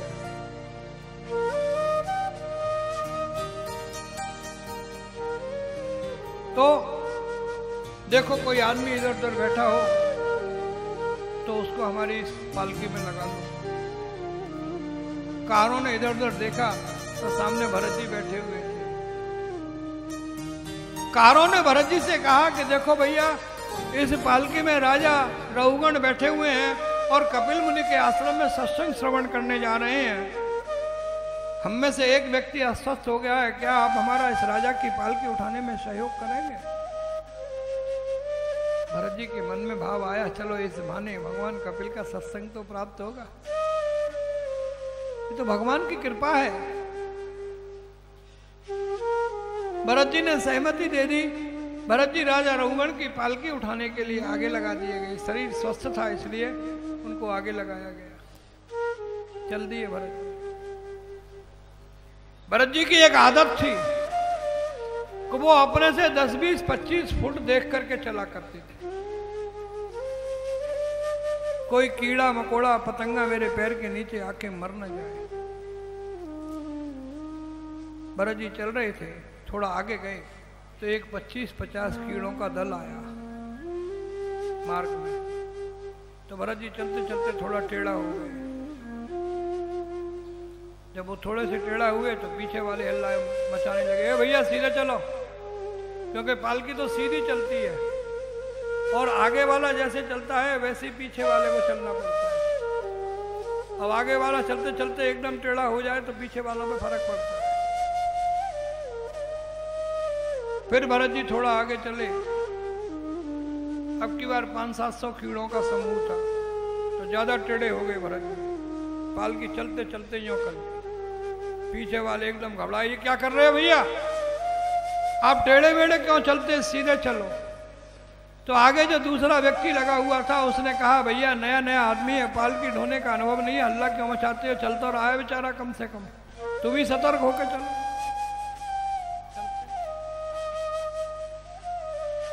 अब की बार कीड़े मकोड़ों की एक मोरी बह रही थी। भरत जी ने क्या किया, एक हल्की सी छलांग लगाई। भरत जी ने जैसे ही छलांग लगाई पालकी हिली डुल्लू-मुल्लू। राजा भी घबरा गया, पीछे वाले भी घबरा गए। राजा ने कहा, कभी टेढ़ी चल रही है, कभी मेढ़ी चल रही है ये पालकी, और अब की बार तो ये पालकी उछल गई और मैं गिरते गिरते बच गया। भैया ढंग से चलो। वह कहार आया, उस कहार ने आकर के कहा कि देखो हमें नया व्यक्ति मिला है, उसको कहा पालकी ढोने का अनुभव नहीं है। राजन यदि थोड़ी बहुत त्रुटि रह जाए तो थोड़ा सहन करो, नहीं तो आपको सत्संग नहीं मिलेगा, ये पालकी छोड़कर चल देगा। राजा चुप रहा। अब फिर पालकी आगे चली। अब की बार बहुत बड़ा नाला था। भरत जी ने उन कीड़े मकोड़ों को बचाने के लिए बहुत जोर की छलांग लगाई, और जैसे ही भरत जी ने छलांग लगाई पालकी उछली। पालकी में बैठा हुआ राजा उछला, और राजा का जो ऊपर का सिर है, मस्तिष्क का जो भाग है, वो ऊपर जो बल्ली लगी रहती है पालकी में, जिसको हमारी ब्रजभाषा में बम्बू कहते हैं, उससे टकराया, भटा। राजा ने सिर पकड़ लिया, जोर से चिल्लाया, कौन मूर्ख है ये, इसको ये भी नहीं ज्ञान है कि इस पालकी में कौन बैठा हुआ है। जो मन में आई बकना शुरू। भरत जी कुछ नहीं बोले, चलते रहे।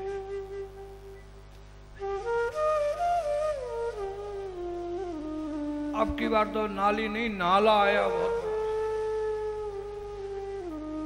और भरत जी ने बहुत जोर की छलांग लगाई, और जितनी जोर से भरत जी ने छलांग लगाई उतनी ही जोर से राजा का सिर टकराया। राजा को क्रोध आ गया। न पश्यति जन्मांधो कामांधो नैव पश्यति, न पश्यति मदोन्मत्तो अर्थी दोषम न पश्यति। देख के नहीं चलते हो क्या, काम में अंधा है या मद में अंधा है, अथवा इस अर्थी में कोई दोष है। तुझे इतना भी ज्ञान नहीं है कि इसमें कौन बैठा हुआ है। और अब मुझे ऐसा लगता है कि तेरा इलाज करना पड़ेगा।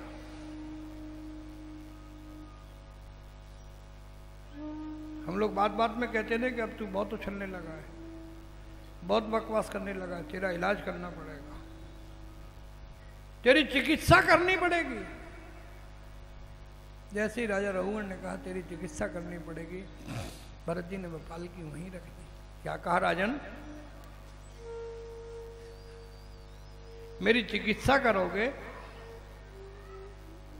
राजन रोगी मैं नहीं, चिकित्सा उसकी होती है राजन जो रोगी होते हैं। मैं तो स्वस्थ हूं, रोग तो तुम्हें लगा हुआ है। रोग तुम्हें लगा हुआ है और तुम इलाज के लिए जा रहे हो। तुम्हारी बुद्धि भ्रमित हो गई है,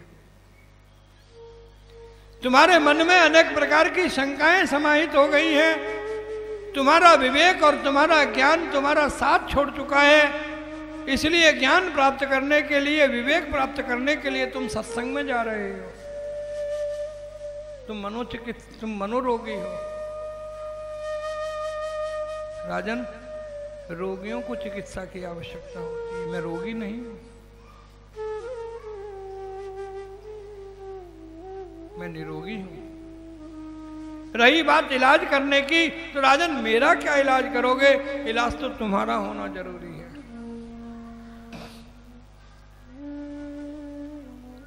राजा ने सोची, यह जो व्यक्ति इस प्रकार की भाषा बोल रहा है, यह भाषा साधारण जीव की भाषा नहीं होती है, यह तो किसी संत की भाषा है।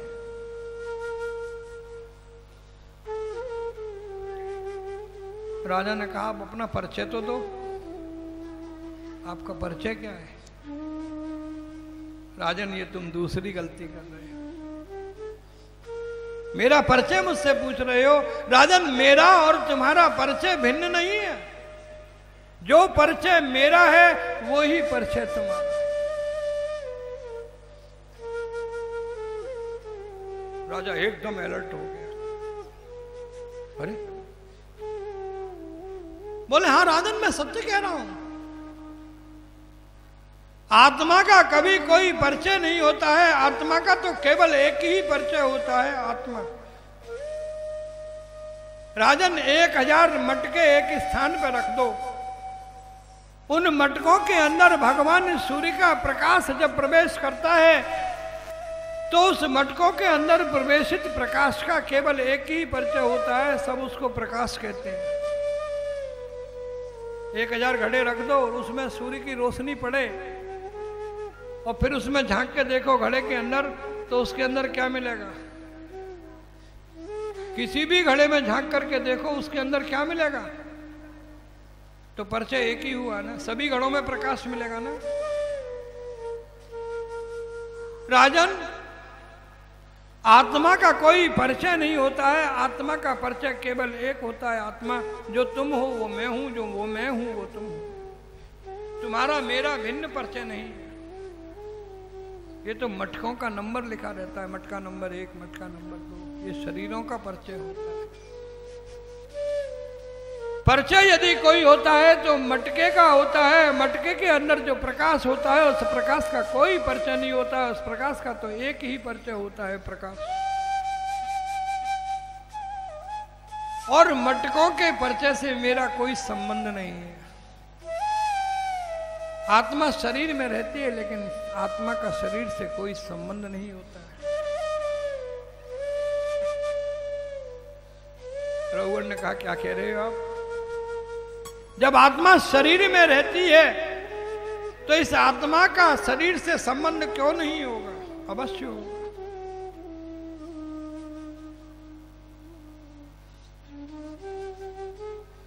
महाराज भरत ने पूछी, कैसे होगा? राजा रघुगण ने कहा कि देखो ये संसार है,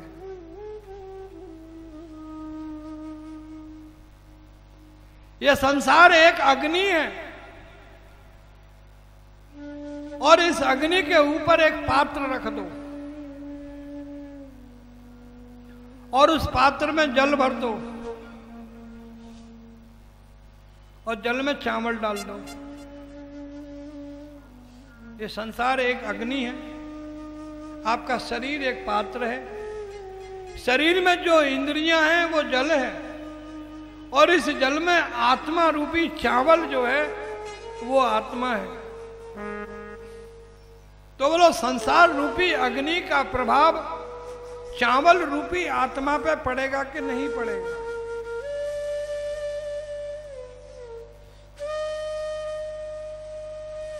चावल रूपी आत्मा का स्वरूप परिवर्तित हो जाएगा कि नहीं हो जाएगा?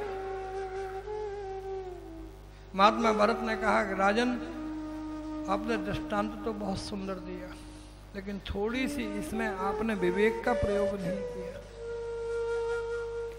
आत्मा का स्वरूप चावल की भांति नहीं होता है राजन, आत्मा का स्वरूप कंकड़ पत्थर की भांति होता है।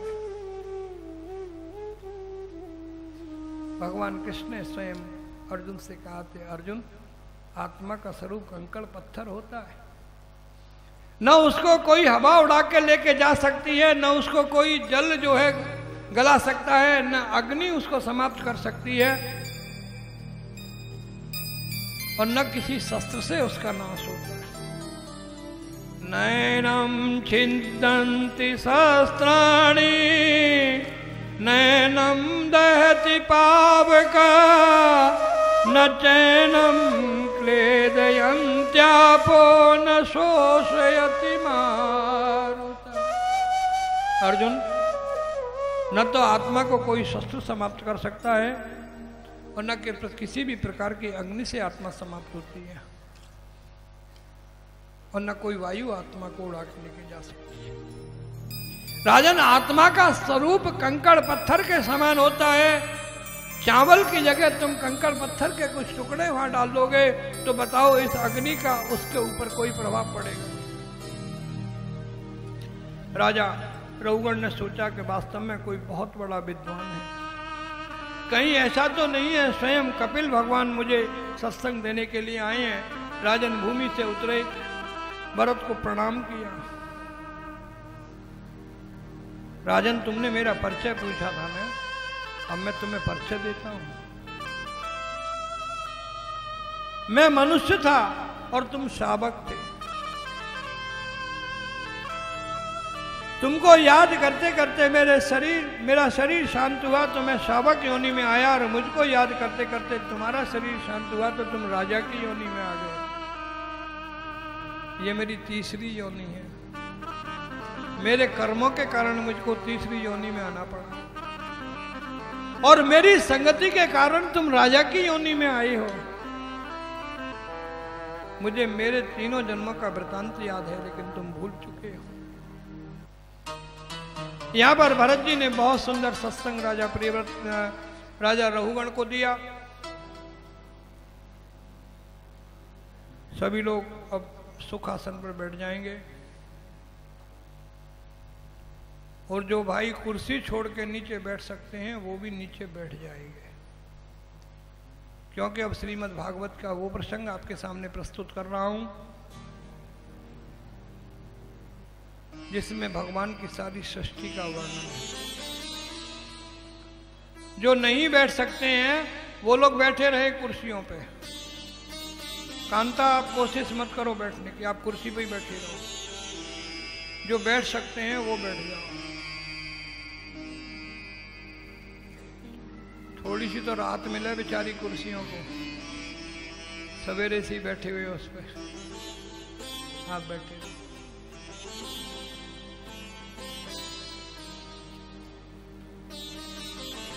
भगवान सुखदेव ने कहा कि हे भरतवंशी राजा भारत,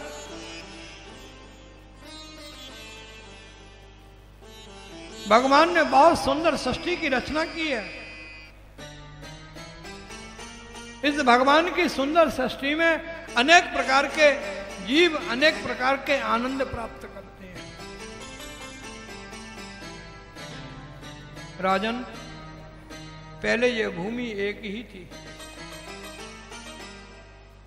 महाराज प्रीवत ने भगवान भास्कर के ऊपर आक्रमण किया तो भूमि के 7 खंड हो गए, और यह भूमि 7 द्वीपों में परिवर्तित हो गई। इन 7 द्वीपों का नाम है लक्षद्वीप, शाल्मलिक द्वीप, क्रौशद्वीप, शाकद्वीप, पुष्करद्वीप, कुशद्वीप और जम्बूद्वीप।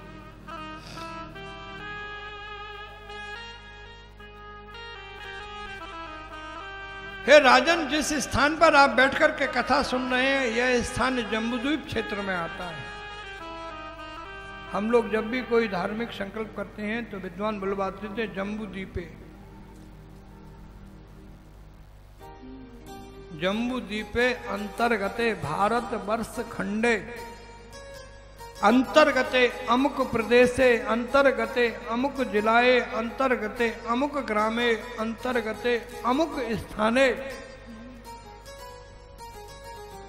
अंतर्गते समीप स्थान नामना नाम, समीप के स्थान का भी नाम बोला जाता है। ता अंतर्गते उक्त गोत्र, गोत्र का नाम बोला जाता है, तब आपका नाम बोला जाता है।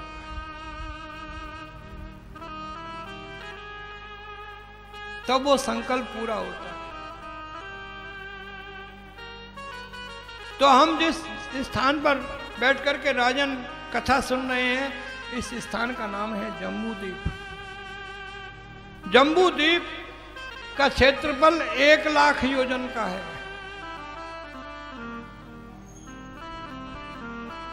और इस जम्बू द्वीप में 9 वर्ष है।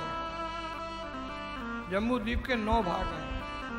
उन 9 भागों को 9 वर्ष कहा जाता है। इनमें इलावर्त नाम का जो वर्ष है वो सभी वर्षों के मध्य में है। ऐसे लग रहा है कि 8 कमल की पंखुड़ियों के बीच में एक जो है क्षेत्र हो, जिसको कमल का मध्य भाग कहा जाता है, और उसके चारों तरफ जो है 8 वर्ष हैं। और एक एक वर्ष जो है वो 10-10 हजार योजन का है।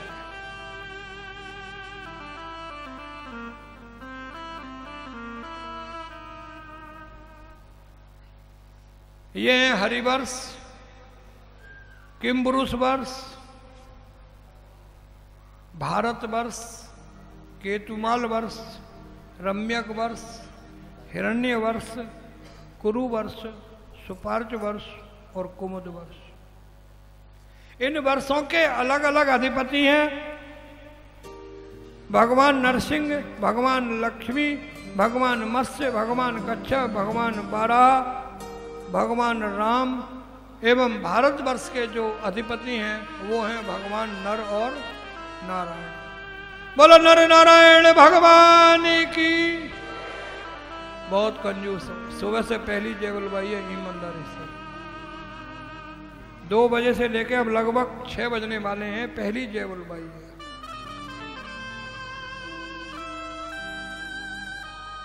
और आप लोग जय बोलने में कंजूसी करते हो। और जी तो बेचारे दिल्ली से अभी हारे थके आए हैं, इनके मुंह से मानो आवाज नहीं निकली तो इनकी तरफ क्यों देखते हो? किताब इनने जय नहीं बोली। जब आप बोलने लगोगे तो आपका रंग इन पर चढ़ जाएगा। इनका रंग आप अपने ऊपर क्यों चढ़ा रहे हो? जो नहीं बोल रहे हैं वो तो बेचारे हारे थके आए हैं, सुबह से बेचारों ने कुछ खाया पिया नहीं है, इसलिए वो नहीं बोल रहे हैं। तो उनका रंग जो 4 दिन से कथा सुन रहे हैं उनके ऊपर नहीं चढ़ना चाहिए। 4 दिन से जो कथा सुन रहे हैं उनका रंग उन पर चढ़ना चाहिए जो हारे थके आए हैं। बोलो जोर से, बोलो नर नारायण भगवान की जय हो।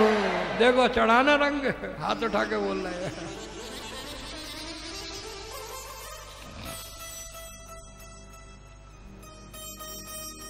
पृथ्वी के नीचे राजन अतल, वितल, सुतल, तलातल, महातल, रसातल और पाताल लोक है, जो एक दूसरे से 10-10 हजार योजन की दूरी पर हैं।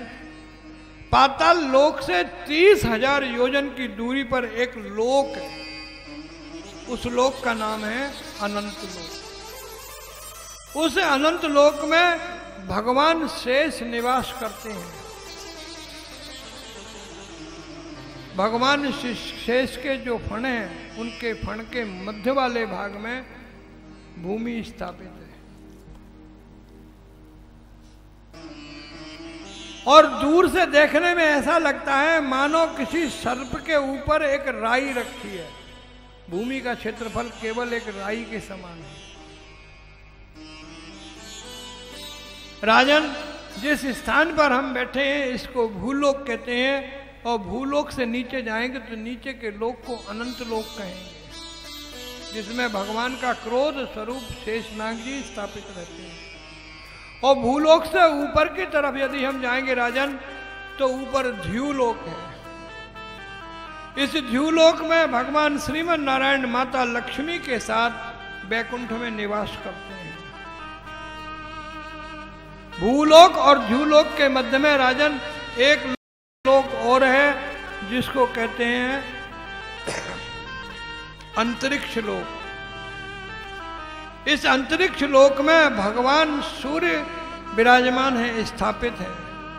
अंतरिक्ष लोक में रह करके भगवान सूर्य भूमि और अन्य लोकों को समान रूप से प्रकाशित करते रहते हैं। राजन, भूमि से जब आत्माएं प्रस्थान करती हैं तो सबसे पहले आत्माएं ध्युलोक में जाती हैं, भगवान श्रीमन नारायण के पास जाती हैं। यहां से जो भी आत्मा जाएगी, किसी भी लोक से कोई भी आत्मा जाएगी, वो सबसे पहले बैकुंठ जाएगी। बैकुंठ भगवान का बहुत बड़ा कार्यालय है और उसमें मुख्य कार्यपालक जो अधिकारी हैं, उनका नाम है चित्रगुप्त जी। वो आपका सारा वर्णन लिखते रहते हैं और जैसे ही आप पहुंचोगे ना वहां, तो सबसे पहले आपको चित्रगुप्त जी के सामने पेश किया जाएगा।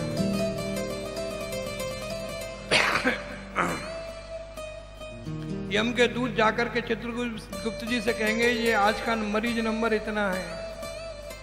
तुरंत चित्रगुप्त जी आपकी फाइल निकालेंगे, यमदूतों को दे देंगे। वो फाइल भगवान के सामने पेश की जाएगी।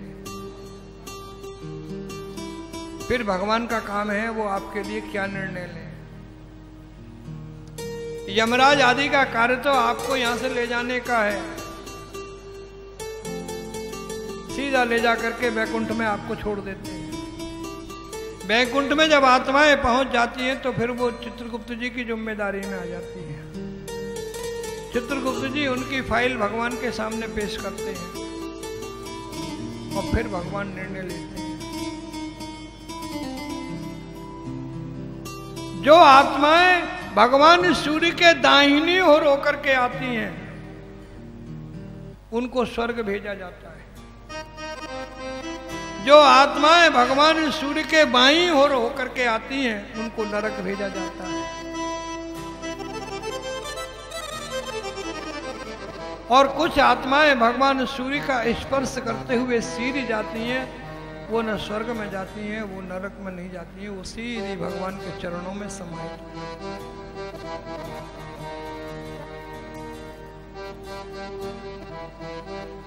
आज आप जिस स्थान पर बैठे हुए हो सज्जनों, आज से लगभग 35 वर्ष पूर्व श्रीमद् भागवत के इसी पंचम स्कंद से प्रेरणा लेकर के अनंत श्री विभूषित श्री स्वामी बलदेवाचार्य जी महाराज ने मन में संकल्प लिया था, श्रीमद् भागवत के पंचम स्कंद को माध्यम बना करके एक मंदिर की स्थापना वृंदावन में कर। स्वामी जी महाराज ने लगातार 25 वर्ष तक भारत के तीर्थों का भ्रमण किया। वेदों का, शास्त्रों का और श्रीमद् भागवत का स्वामी जी महाराज को बहुत ज्ञान था। भारत के बड़े बड़े संत, चाहे देवरा बाबा रहे हों और चाहे सुदामा दास जी रहे हों, चाहे पागल बाबा रहे हों और चाहे डोंगरे जी महाराज रहे हों, करपात्री जी महाराज, प्रभुदत्त ब्रह्मचारी जी महाराज, गुरु गोलवरकर जी, ये जितने भी भारत के मनीषी थे, विद्वान थे, श्री बिंदु जी महाराज, जिनके पद आज बहुत सुंदरता से भागवतों में गाए जाते हैं। भारत के जितने भी परम संत थे, विद्वान थे, उनका स्वामी जी के साथ सत्संग होता रहता था। कभी स्वामी जी को कोई बात पूछने की आवश्यकता पड़ती थी और कभी संत विद्वान स्वामी जी से कुछ बातें पूछने के लिए आया करते थे। हम तो देखते थे अपनी आंखों के आगे। यह स्वामी जी का बगल में कक्ष है जिसमें आप लोग पूजा कर रहे हो, ये निज कक्ष है उनका। बड़े बड़े राजनेता यहाँ पर रात को 1-1, 1:30, 2-2 बजे आया करते थे, स्वामी जी से आशीर्वाद लिया करते थे। स्वामी जी के मन में विचार आया कि वृंदावन में एक दिव्य ऐसा बैकुंठ बनाऊं जिसमें भगवान की सारी सृष्टि का समावेश हो। श्रीमद् भागवत के पंचम स्कंद से प्रेरणा लेकर के स्वामी जी ने आप जैसे सभी लोगों के भागीरथी सहयोग से इस दिव्य मंदिर का संकल्प पूरा किया। संकल्प मनुष्य करता है, लेकिन इसको पूरा भगवान करवाते हैं। और भगवान का मंदिर तो भगवान के बिना कोई बना ही नहीं सकता है। मकान हम और आप बना सकते हैं, लेकिन मंदिर तो भगवान ही बनाते हैं। और आज इस मंदिर के पावन प्रांगण में बैठ करके आप लोग भागवत की कथा श्रवण कर रहे हैं। इस मंदिर के जीर्णोद्धार का कार्य चल रहा है। समय समय पर चिरंजीव सुशील आपको अनाउंस के जरिए या बातों के जरिए आपको सूचित करते रहते हैं। नए मंदिर बनाने से ज्यादा पुण्य मिलता है पुराने मंदिर का जीर्णोद्धार करवाना।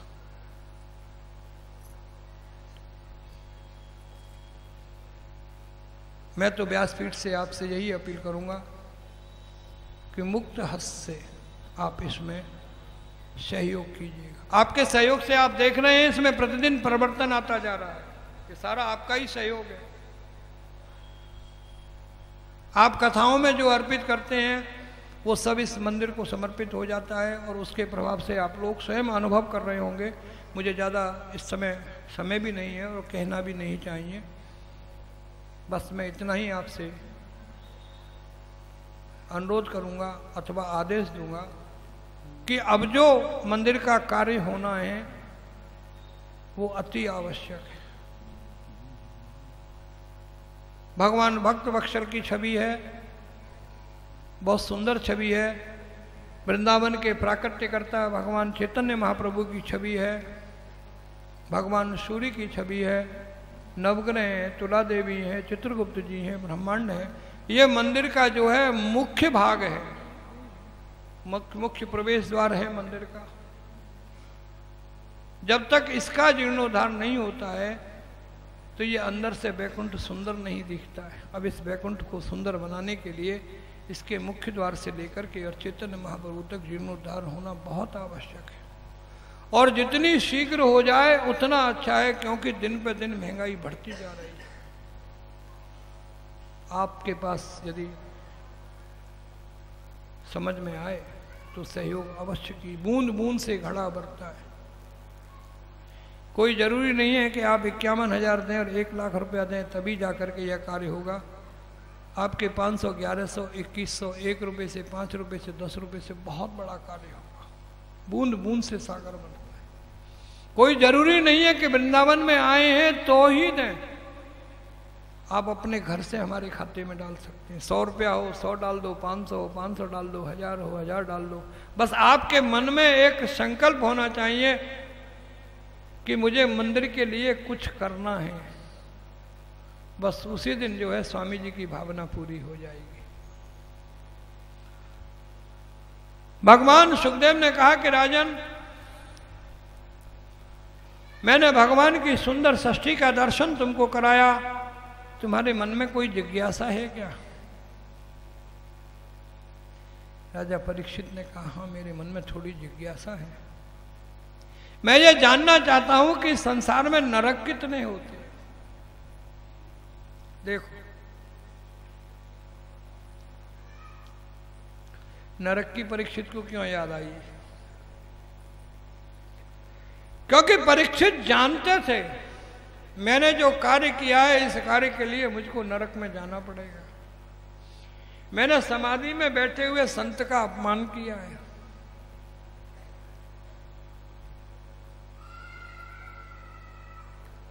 और जब जो ही जीव संतों का अपमान करता है वो भगवान से सहन नहीं होता है।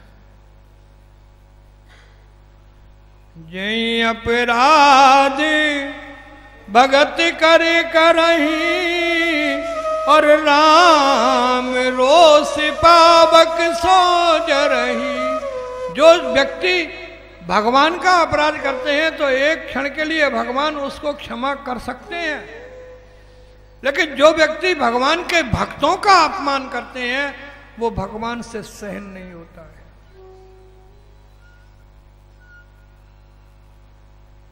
भगवान के भक्तों का यदि आप अपमान करोगे तो भगवान को क्रोध आएगा और भगवान के क्रोध से उसी क्षण आप जल करके भस्म हो जाओगे। इसलिए भगवान के भक्तों का कभी अपमान नहीं करना चाहिए। राजा परीक्षित जानते थे कि मैंने जो है समीक ऋषि का अपमान किया है, मुझे नरक में जाना पड़ेगा। अभी सदगुरु के सानिध्य में नरक में चला जाऊंगा ना तो थोड़ी सहूलियत रहेगी, अकेला जाऊंगा तो बड़ा कष्ट होगा। तो राजा परीक्षित तो सदगुरु के सानिध्य में नरक में जाना चाहते हैं। आप लोग चलोगे हमारे साथ? कौन कौन चलेगा? हाथ उठाओ। नरक में गए और हमें भुलक्कड़ काऊ की हमें याद ना रही, हम वहीं छोड़ जाएंगे। फिर याद आई तो समझ में लौटा लाएंगे, क्योंकि सदगुरु नरक में छोड़ करके नहीं आते,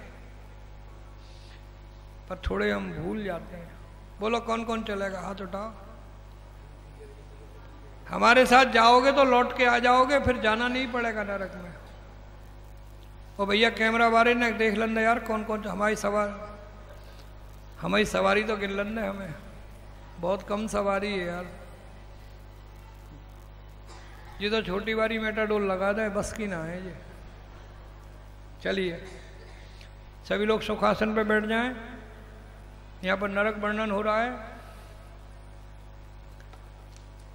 भगवान सुखदेव ने बताया कि राजन, जो दूसरों के धन और संतान और स्त्री का हरण करते हैं वह तामिश्र नाम के नरक में जाते हैं। दूसरों को धोखा और उसकी स्त्री का जो भोग करते हैं वो अंधतामिश्र नाम के नरक में जाते हैं। यह शरीर मेरा है, स्त्री धन मेरे हैं।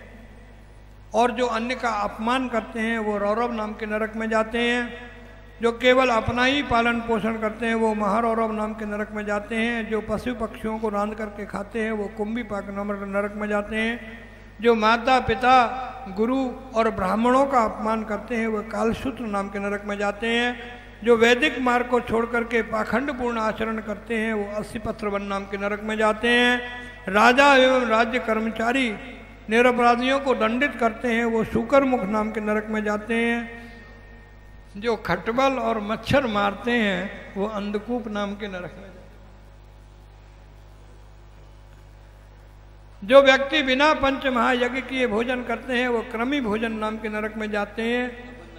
चोरी अथवा बरचोरी से जो दूसरों के स्वर्ण और रत्न का हरण करते हैं वो तप्तसूर नाम के नरक में जाते हैं।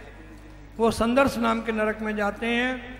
जो अगम्या स्त्री के साथ पुरुष रमण करते हैं वो तप्तसूर्मी नाम के नरक में जाते हैं। जो पशुओं से दुर्व्यवहार करते हैं वो वज्रकंटक शाल्मली के नाम के नरक में जाते हैं। जो श्रेष्ठ कुल में जन्म लेकर के धर्म की मर्यादाओं का उल्लंघन करते हैं वो वैतरणी नाम के नरक में जाते हैं। जो वैदिक नियमों का त्याग करके शूद्राओं से संबंध बनाते हैं वो पुयोध नाम के नरक में जाते हैं। ब्राह्मण आदि उच्च कुल के व्यक्ति कुत्ते और गधे पालते हैं वो लोग प्राणरोध नाम के नरक में जाते हैं। जो पाखंड पूर्वक यज्ञ में पशुओं की बलि देते हैं वो वैशस नाम के नरक में जाते हैं। जो राह चलतों को लूटते हैं वो सारमे यादन नाम के नरक में जाते हैं। व्यापार में अथवा दान देने में जो झूठ बोलते हैं वो अवचिमान नाम के नरक में जाते हैं।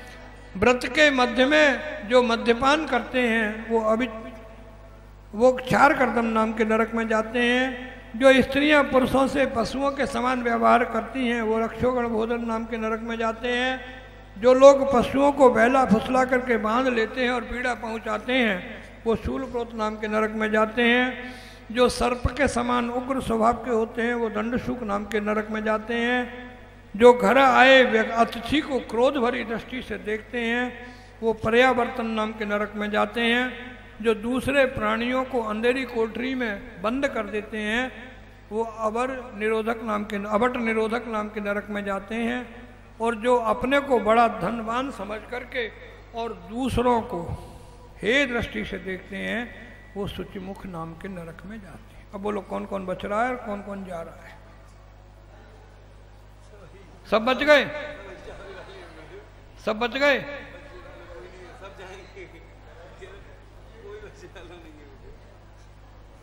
मैं सुनू ना हूं, जोर से बोलो। कौन कौन बच गो, हाथ उठाओ। कौन कौन बचा है? कोई ना बचो? नहीं नहीं, आप में से कोई भी नरक में नहीं जाएगा। भगवान सुखदेव ने कहा कि जो भगवान की भक्ति करते हैं, जो भगवान का कीर्तन करते हैं, जो भगवान का भजन सुनते हैं, जो भगवान की कथाएं सुनते हैं, वो कभी भी नरक में नहीं जाते।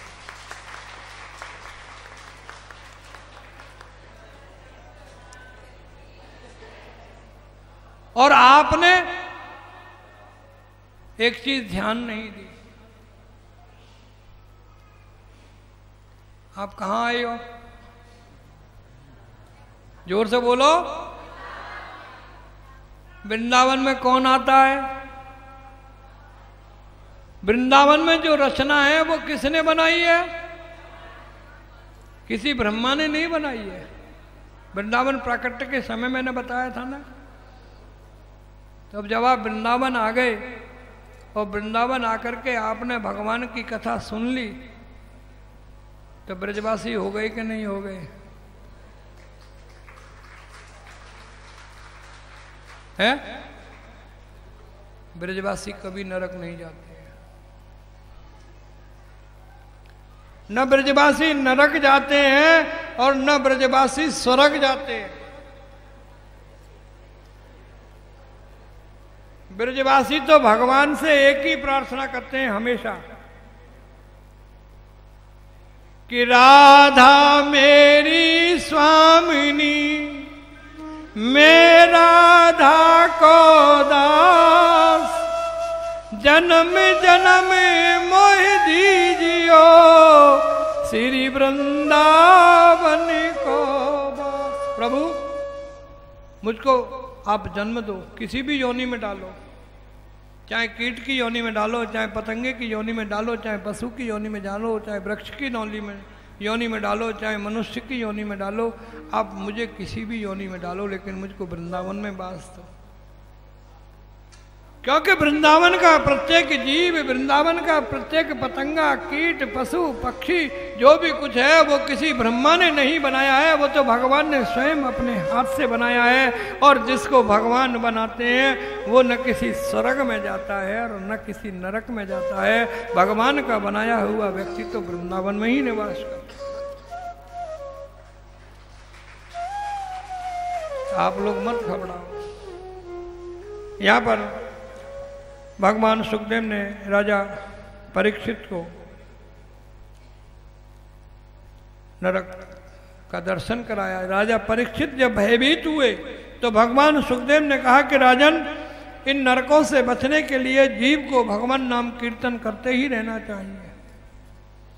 कलियुगी केवल नाम आधारा, और सुमिर सुमिर नर उतरहि पार। जीव को भगवान के नाम का कीर्तन करते रहना चाहिए। और इसके बाद भगवान सुखदेव से ने जो है राजा परीक्षित को नरक से बचने के लिए भगवान के नाम की महिमा बताते हुए यहाँ पर अजामिल नाम के एक ब्राह्मण का बहुत सुंदर दृष्टांत दिया कि एक अजामिल नाम का ब्राह्मण था और वो कर्मों से दुष्ट था, दुराचारी था। लेकिन जिस समय उसकी मृत्यु आई तो उसके मुख से भगवान का नाम निकला और वह सीधा भगवान के धाम को गया। उसको लेने के लिए भगवान के स्वयं पार्षद वहाँ आए थे। इसलिए अंतकाल में जो लोग भगवान का नाम लेते हैं उनको भगवान की प्राप्ति होती है। भगवान सुखदेव ने कहा कि राजा परीक्षित, प्रजापति दक्ष ने 10,000 पुत्रों को जन्म दिया और इन 10,000 के 10,000 पुत्रों को आकर के नारद जी ने समझाया, सत्संग दिया।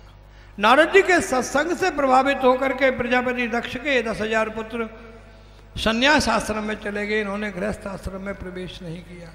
जब प्रजापति दक्ष को यह बात मालूम पड़ी तो प्रजापति दक्ष ने नारद जी को श्राप दिया कि नारद, तुम एक क्षण से ज़्यादा अब कहीं ठहरोगे नहीं, तुम कोई सत्संग नहीं कर पाओगे।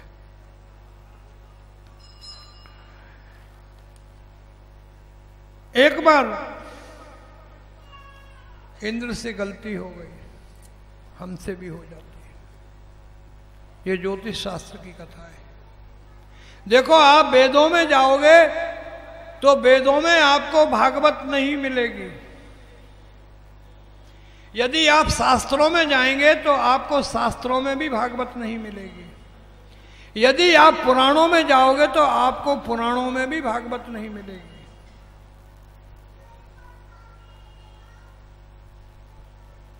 और यदि आप भागवत में जाओगे तो भागवत में आपको वेद भी मिल जाएंगे, भागवत में आपको शास्त्र भी मिल जाएंगे, और भागवत में आपको पुराण भी मिल जाएंगे। देखो आप संसार में जाओगे तो आपको भगवान नहीं मिलेंगे, और यदि आप भगवान में जाओगे तो भगवान में आपको पूरे का पूरा संसार मिलेगा। श्रीमद् भागवत संसार नहीं है, श्रीमद् भागवत भगवान है। आप दुनिया में कहीं जाना, चाहे वेदों में जाना, चाहे शास्त्रों में जाना, चाहे पुराणों में जाना, आप पूरे के पूरे संसार में चले जाना, आपको भागवत नहीं मिलेगी। और आप भागवत में चले जाना, भागवत में आपको वेद भी मिल जाएंगे, शास्त्र भी मिल जाएंगे, और पुराण भी मिल जाएंगे। संसार में भगवान नहीं रहते हैं, भगवान में संसार रहता है। यह श्रीमद् भागवत के अंतर्गत एक ज्योतिष शास्त्र है।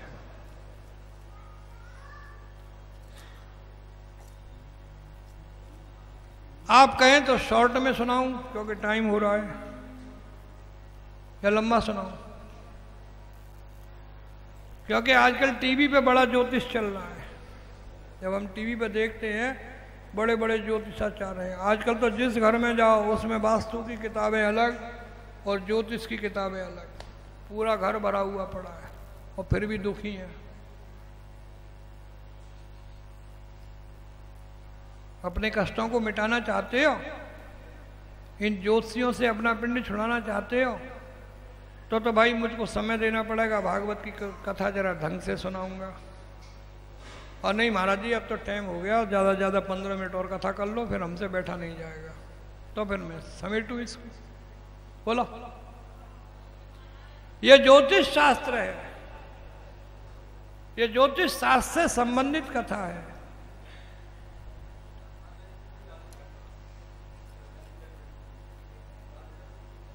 एक बार देव गुरु बृहस्पति के मन में आई कि चलो अपने शिष्य देवराज इंद्र से मिलाते हैं। कभी कभी गुरुओं के मन में आती है। गुरुओं को नहीं जाना चाहिए ज्यादा गृहस्थ आश्रम में, संतों को ज्यादा गृहस्थ आश्रमों में नहीं जाना चाहिए।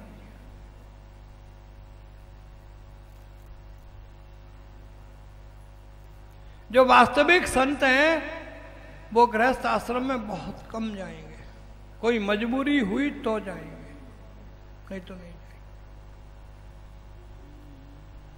गुरु बृहस्पति के मन में एक बार भाव आया कि चलो इंद्र के घर चलते हैं, इंद्र के लोक में चलते हैं। गुरु बृहस्पति इंद्र के लोक में पहुंच गए। उस समय राजा इंद्र अप्सराओं के मध्य में मदिरा पान करते हुए आनंद ले रहे थे। आदत थी राजा इंद्र की।